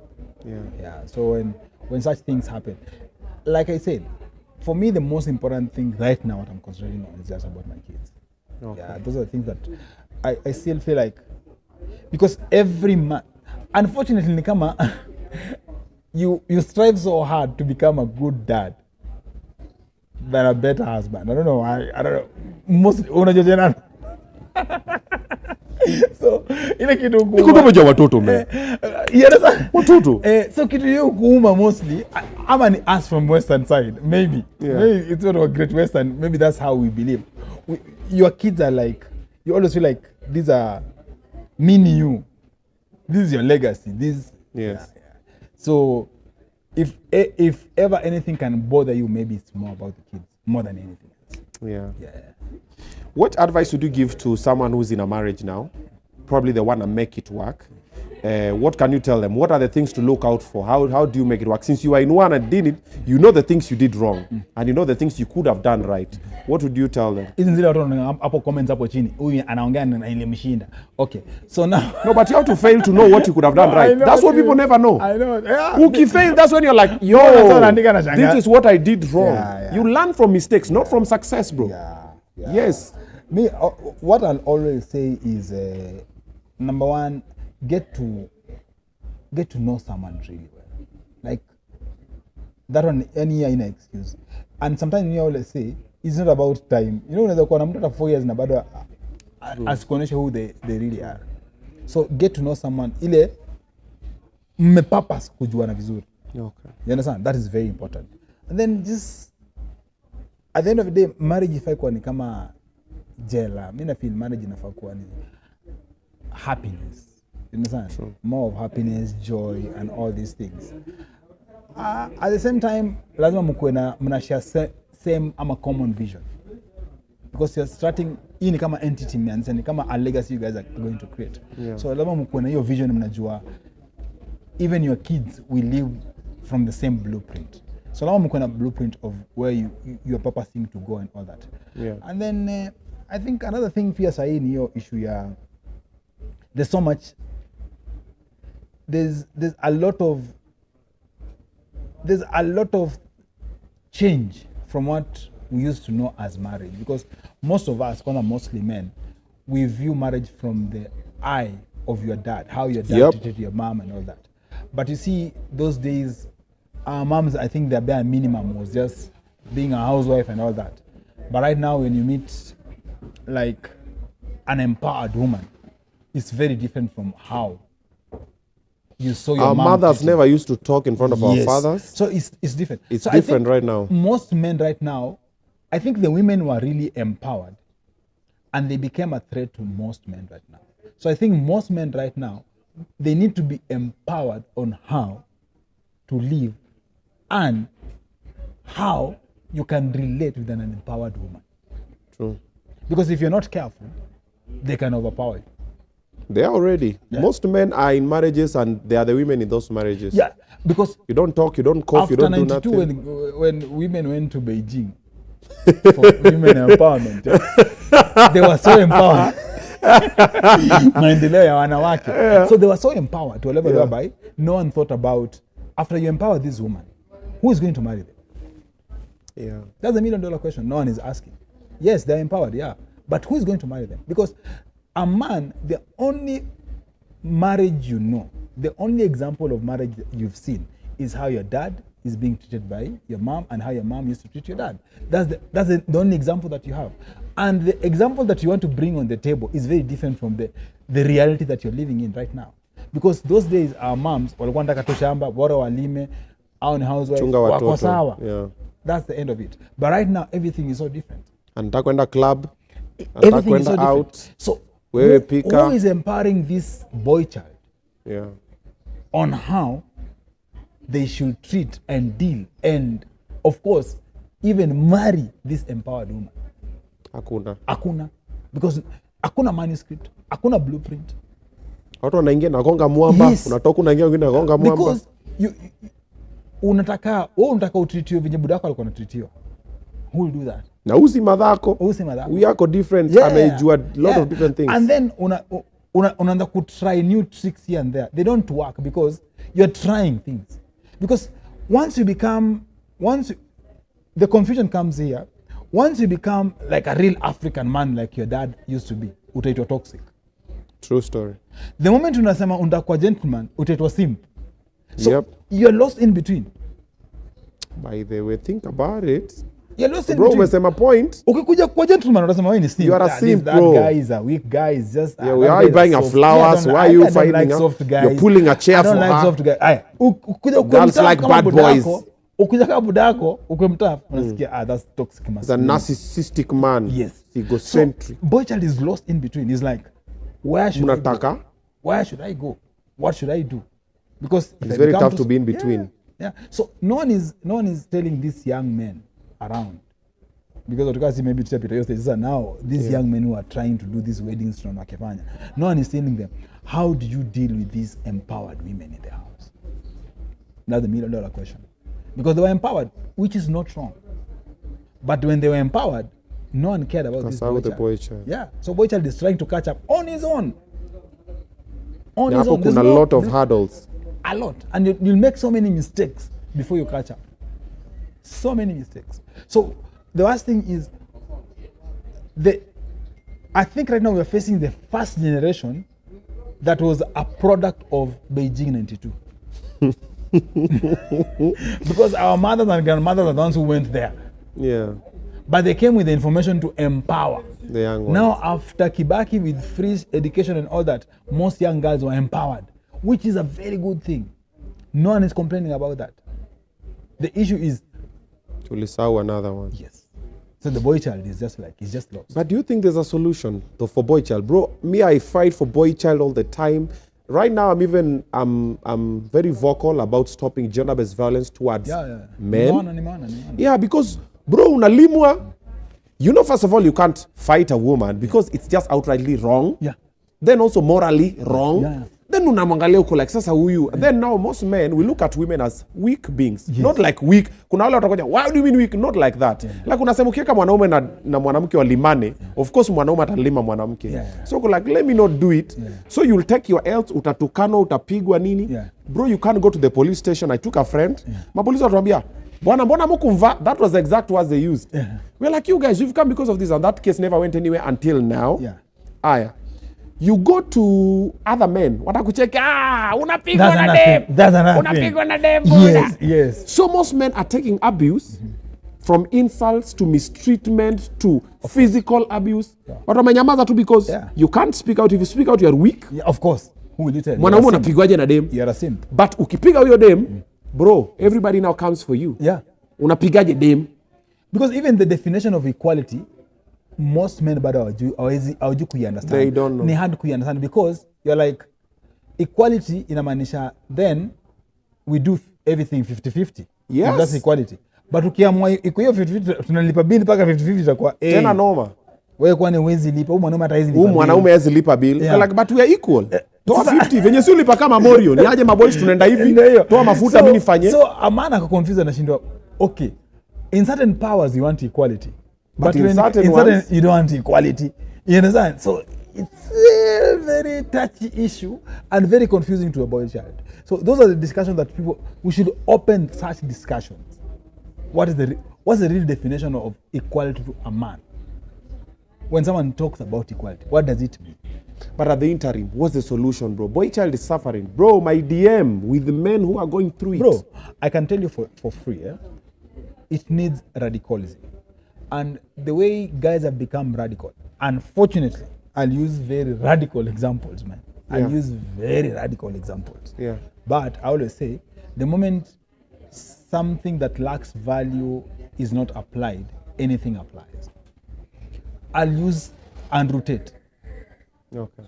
I can assure you, right now, the young men are looking for solutions from people like Andrew Tate. Because they feel this guy is doing it the way he's portraying what a real man is. Should be. He might be too radical. He might be doing things which are not correct. But if there's a gap, and that looks like an interim at that moment, guys will follow. And it's creating a very big issue because I went to a school like three, four high school huko Zamoranga 3 weeks ago, I discovered these young boys, but they wanasikiza huo msee. Kina Jordan Peterson, they listen to those guys because they feel like at home, even the parents, the man is not there. So that unajua mwanaume anakuanga nayo kitu anatafuta wanaume ndani yake. Yeah. And he'll find it whether we block ataitafuna na it will come from somewhere. So those are the interims that are being offered right now. But I believe there must be something crucial than that. Speaking of which, the main reason why I'm talking so much about boy child, I want to start a program about the boy child in high schools when they're still very young in schools. And you need to create, I've done it before. I created a narrative about gospel, it became, so I believe I can do it. We need to create a narrative, an interim, when these guys are still very young, to be empowered, not to be toxic, but to be empowered, to know how to deal with an empowered woman. I believe it's doable. I believe it's possible. It just needs a narrative. So we start it from a tender age? A tender age. Nip it at the bud. Okay. Yeah. The government, do you think it can do anything about it? Because at the moment, the government does not care about boy child. So, sometimes I always believe there are programs which governments can't run. But once you start it and it peaks, they can give you support. Rigiji's wife is very vocal about I've boy child. She's doing something about boy child. Let's just hope she gets the support she needs. But in the meantime, guys are just like, wait a minute. Una train my boys are toxic. No, hata unaona inakuanga pia sometimes watu wana feel kama if something comes from the government inakangani kama it's so plastic. Yeah. You understand? So haitapokelewa na hiyo point ya you understand, she's doing a good thing. For some ni PR. You understand? But when it comes from a private entity, guys always embrace it when I feel, oh, it's real and all that. So even if the government backs it, that's why there are some NGOs in this country, they never run programs. Because they believe if I run a program in this country, itakan kama inajipigia debe. But if you are running a program, kama sasa unafanyia GBV, they'll come and fund you. They'll fund it. You understand? That's why you'll pata kama kina US, utasikia USAID unafanya program. But they'll fund people who are doing certain programs. That's how the government should work. Because gawa ikiwa kienyewe inakangani kama hii ni PR. But if someone else is doing it and then they are funding it, it looks like now. It looks like. Sense. Yeah. And what can you tell single fathers? Because also we have single fathers or people who people are dealing with baby mamas. They're going through a lot because today you wake up, everything is fine. Tomorrow you wake up, everything has gone south. It's really hard to be a single father. It's really hard because most of the time the women don't baki na watoi. Wakishabaki na watoi, the narrative inaanza kupick at that moment. Yeah. Because a kid, the moment you're just not present, they always feel like, why you not here? You are the bad one. You understand? You left us. Yeah. You understand? Yeah. And they might grow up with that mentality, which is very dangerous. And sometimes they don't know the reason why.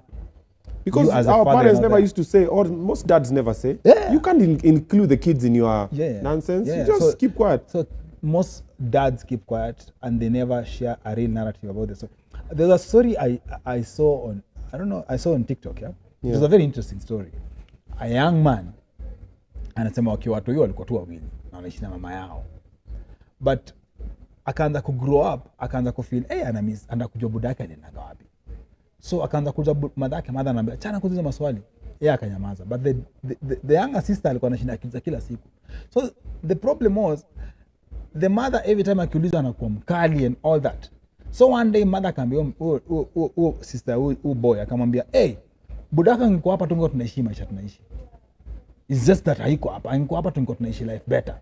So jamaa akagrow na hiyo kitu akifeel, when tunaishi because budangu hayuko. So akagrow. But alikuwa na hiyo, ilifika mahali akafika kama class 8 akasema, mimi sitaki kujua mabudangu. Akaingia high school. After high school akaanza kurealize, even talking about their dad and all that, akaanza kufeel, I must look for my dad. So by the time alitoka hapo akaingia university. He came to Nairobi. Now ameacha ushago anajua because ana feel the mother alikuwa anamprotect sana not to ask that question. But he was curious, but he was just quiet. So when he came to Nairobi here, akauliza brother, akauliza who are the uncles, akaambia the uncle ni nani. Akaambia the uncle, akauliza my dad ako wapi. Akaambia budako anaishi wapi? Kariobangi South. So the guy akasema akatoka simoja uni campus akasema acha mimi niende huko nitafute budangu. Akaenda huko Ngware. Anasema nenda jioni. Akafika jioni. The guy says Alikaa chini akagonga mlango, budake akamfungulia mlango akaingia, akakaa chini na budake. Akakaa chini na budake, anasema anaongesha budake for 30 minutes. The pain alitoa for 30 minutes bila mzae kuongea anything. For 30 minutes anasema alisema wewe mzae mbaya.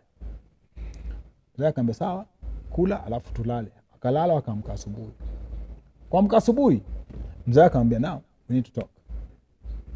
One thing that you don't know, I'm not your father.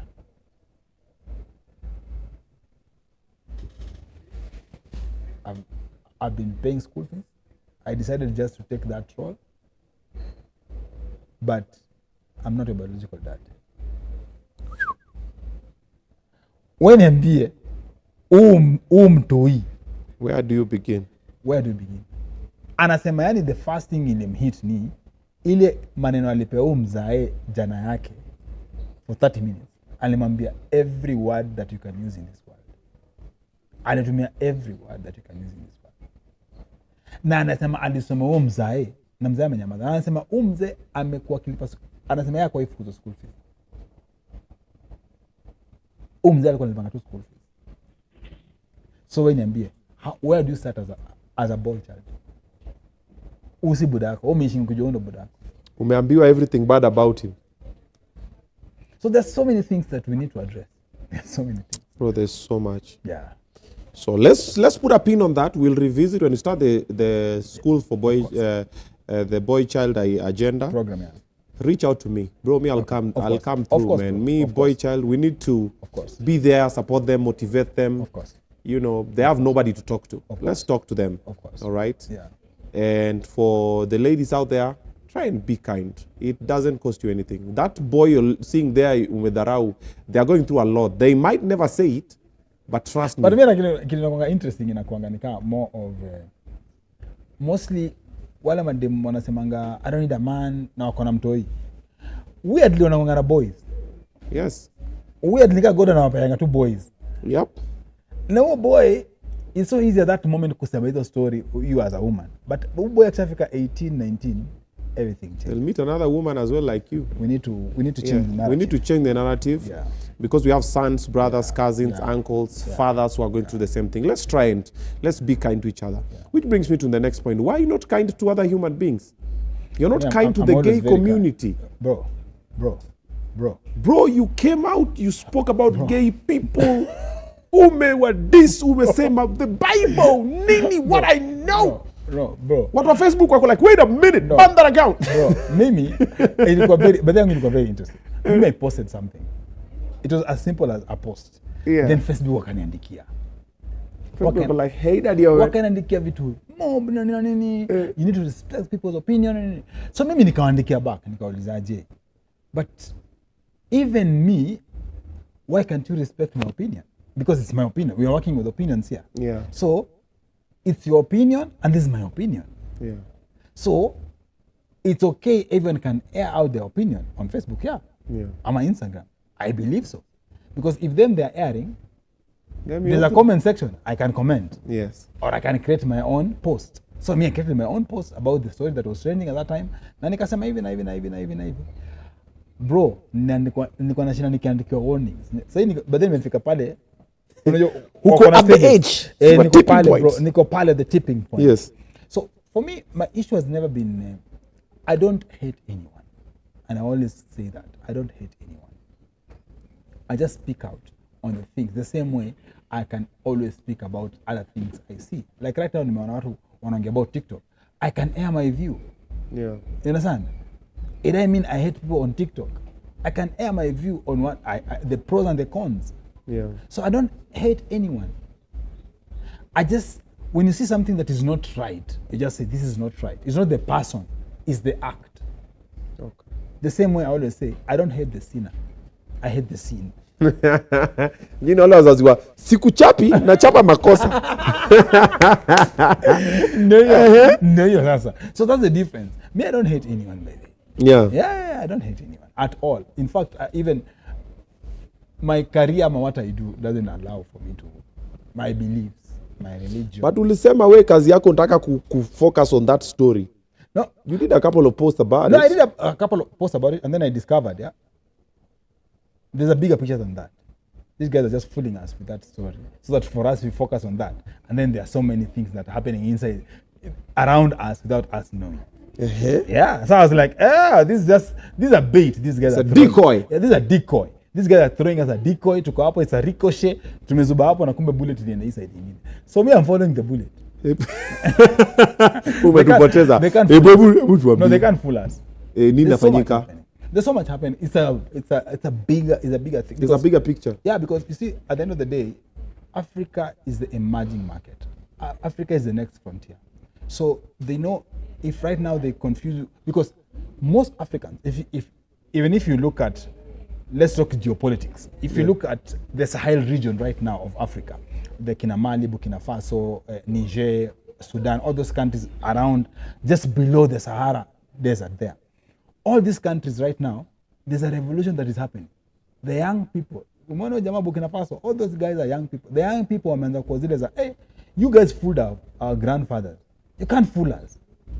That's why all those countries are saying, no, we don't want French speaking in this country, the language is French. We don't want the Air France landing here.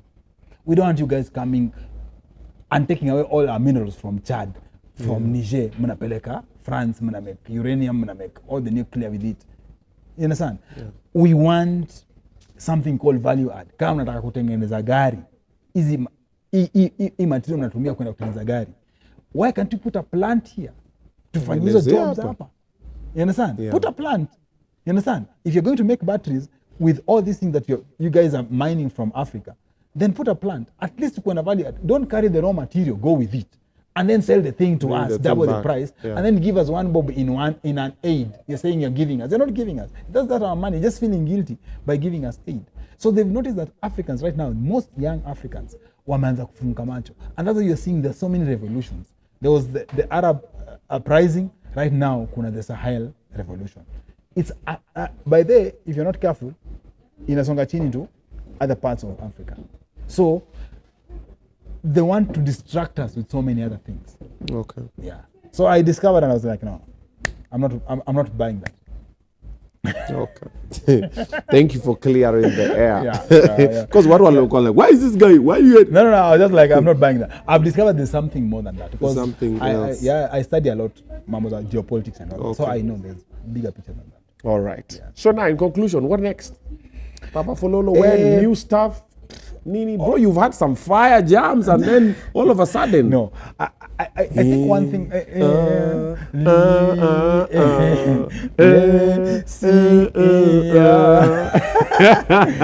So I think I need to go back there. Yeah. One thing I'm working on right now, Nico Studio. Kitu moja niligundua, I'll never stop singing. Mi nitaimba paka sikio moja. Mi nitaimba. But it's not that imba lamo kuwe na hit song, because I know what it feels to have a hit song. I know all those things. Yeah. But right now you're doing ministry purely on that, and then there are so many projects apart from that. Of course, I'm a disability champion. I've done so many projects right now in the country. Like every year I target.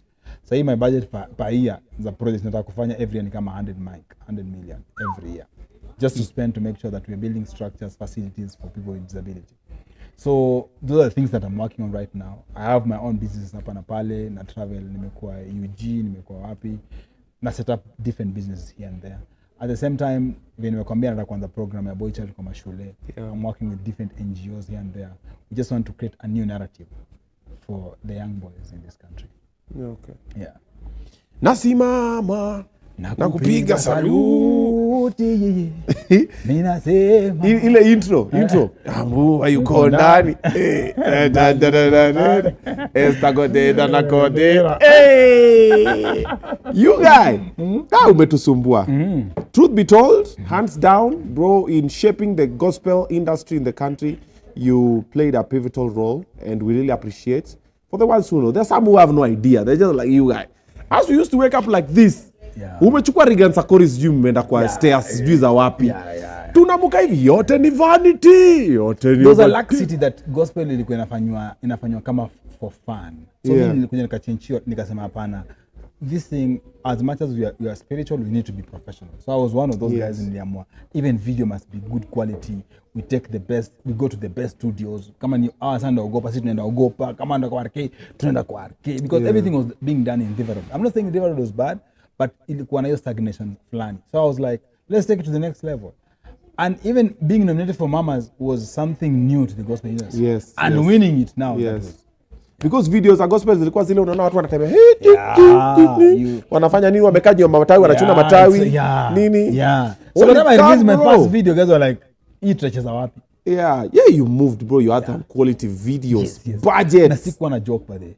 You see, like, Salute at that time, I can assure you by that time, it cost maybe at a 4 mic.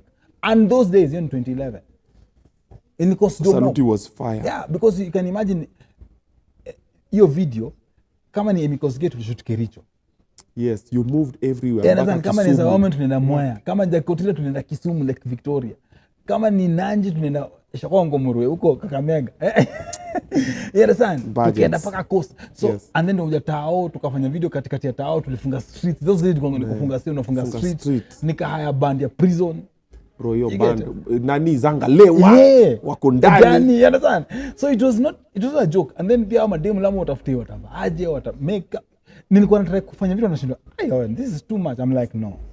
You'll see. Yeah, because I used to believe that was what was lacking in the gospel industry. Yeah. Kulikuwa lack your professionalism. Guys were talented. Those guys in the gospel industry can sing, man. Because the ladies can sing. But now in a lack your professionalism now. Yeah. That's what we changed.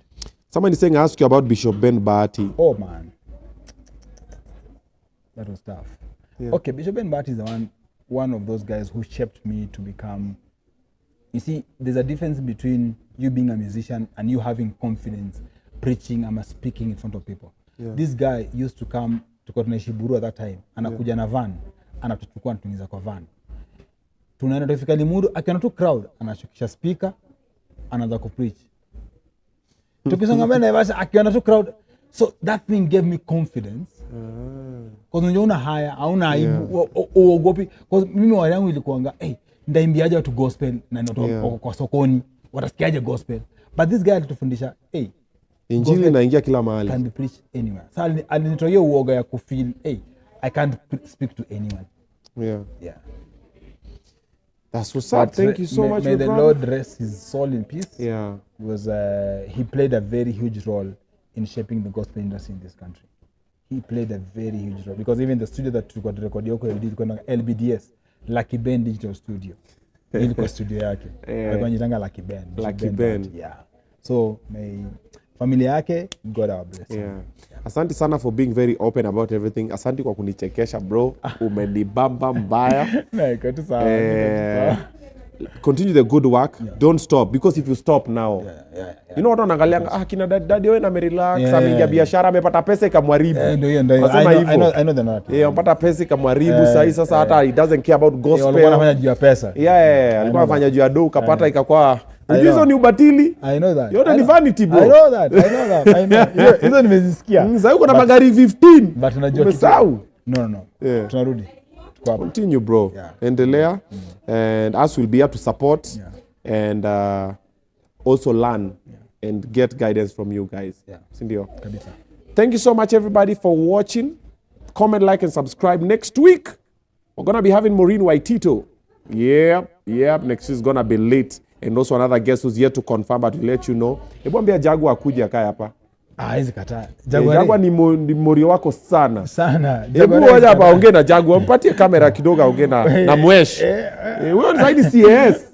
Mwesh kwanza ilikuwa nikupigia simu kutoka Nyeri nikasahau, lakini nitakupigia. So, nataka kuje hii show basi. Ni maana sana, itakusaidia sana by the way. Ni show very important na feel unafaa kuongea na vijana na hapa ndo pale vijana wanapata information. Kama ubonge na vijana, usilose touch yako na vijana. Vijana ni very important. Wanatujenga, wametufikisha hapa na bado wanatujenga even more. Jaguar, I'm inviting you on this hot seat. That's what's up. Thank you so much for watching. We'll see you guys next week, same place, same time. Adios. We out. Amigos. Tanauliza hapa kama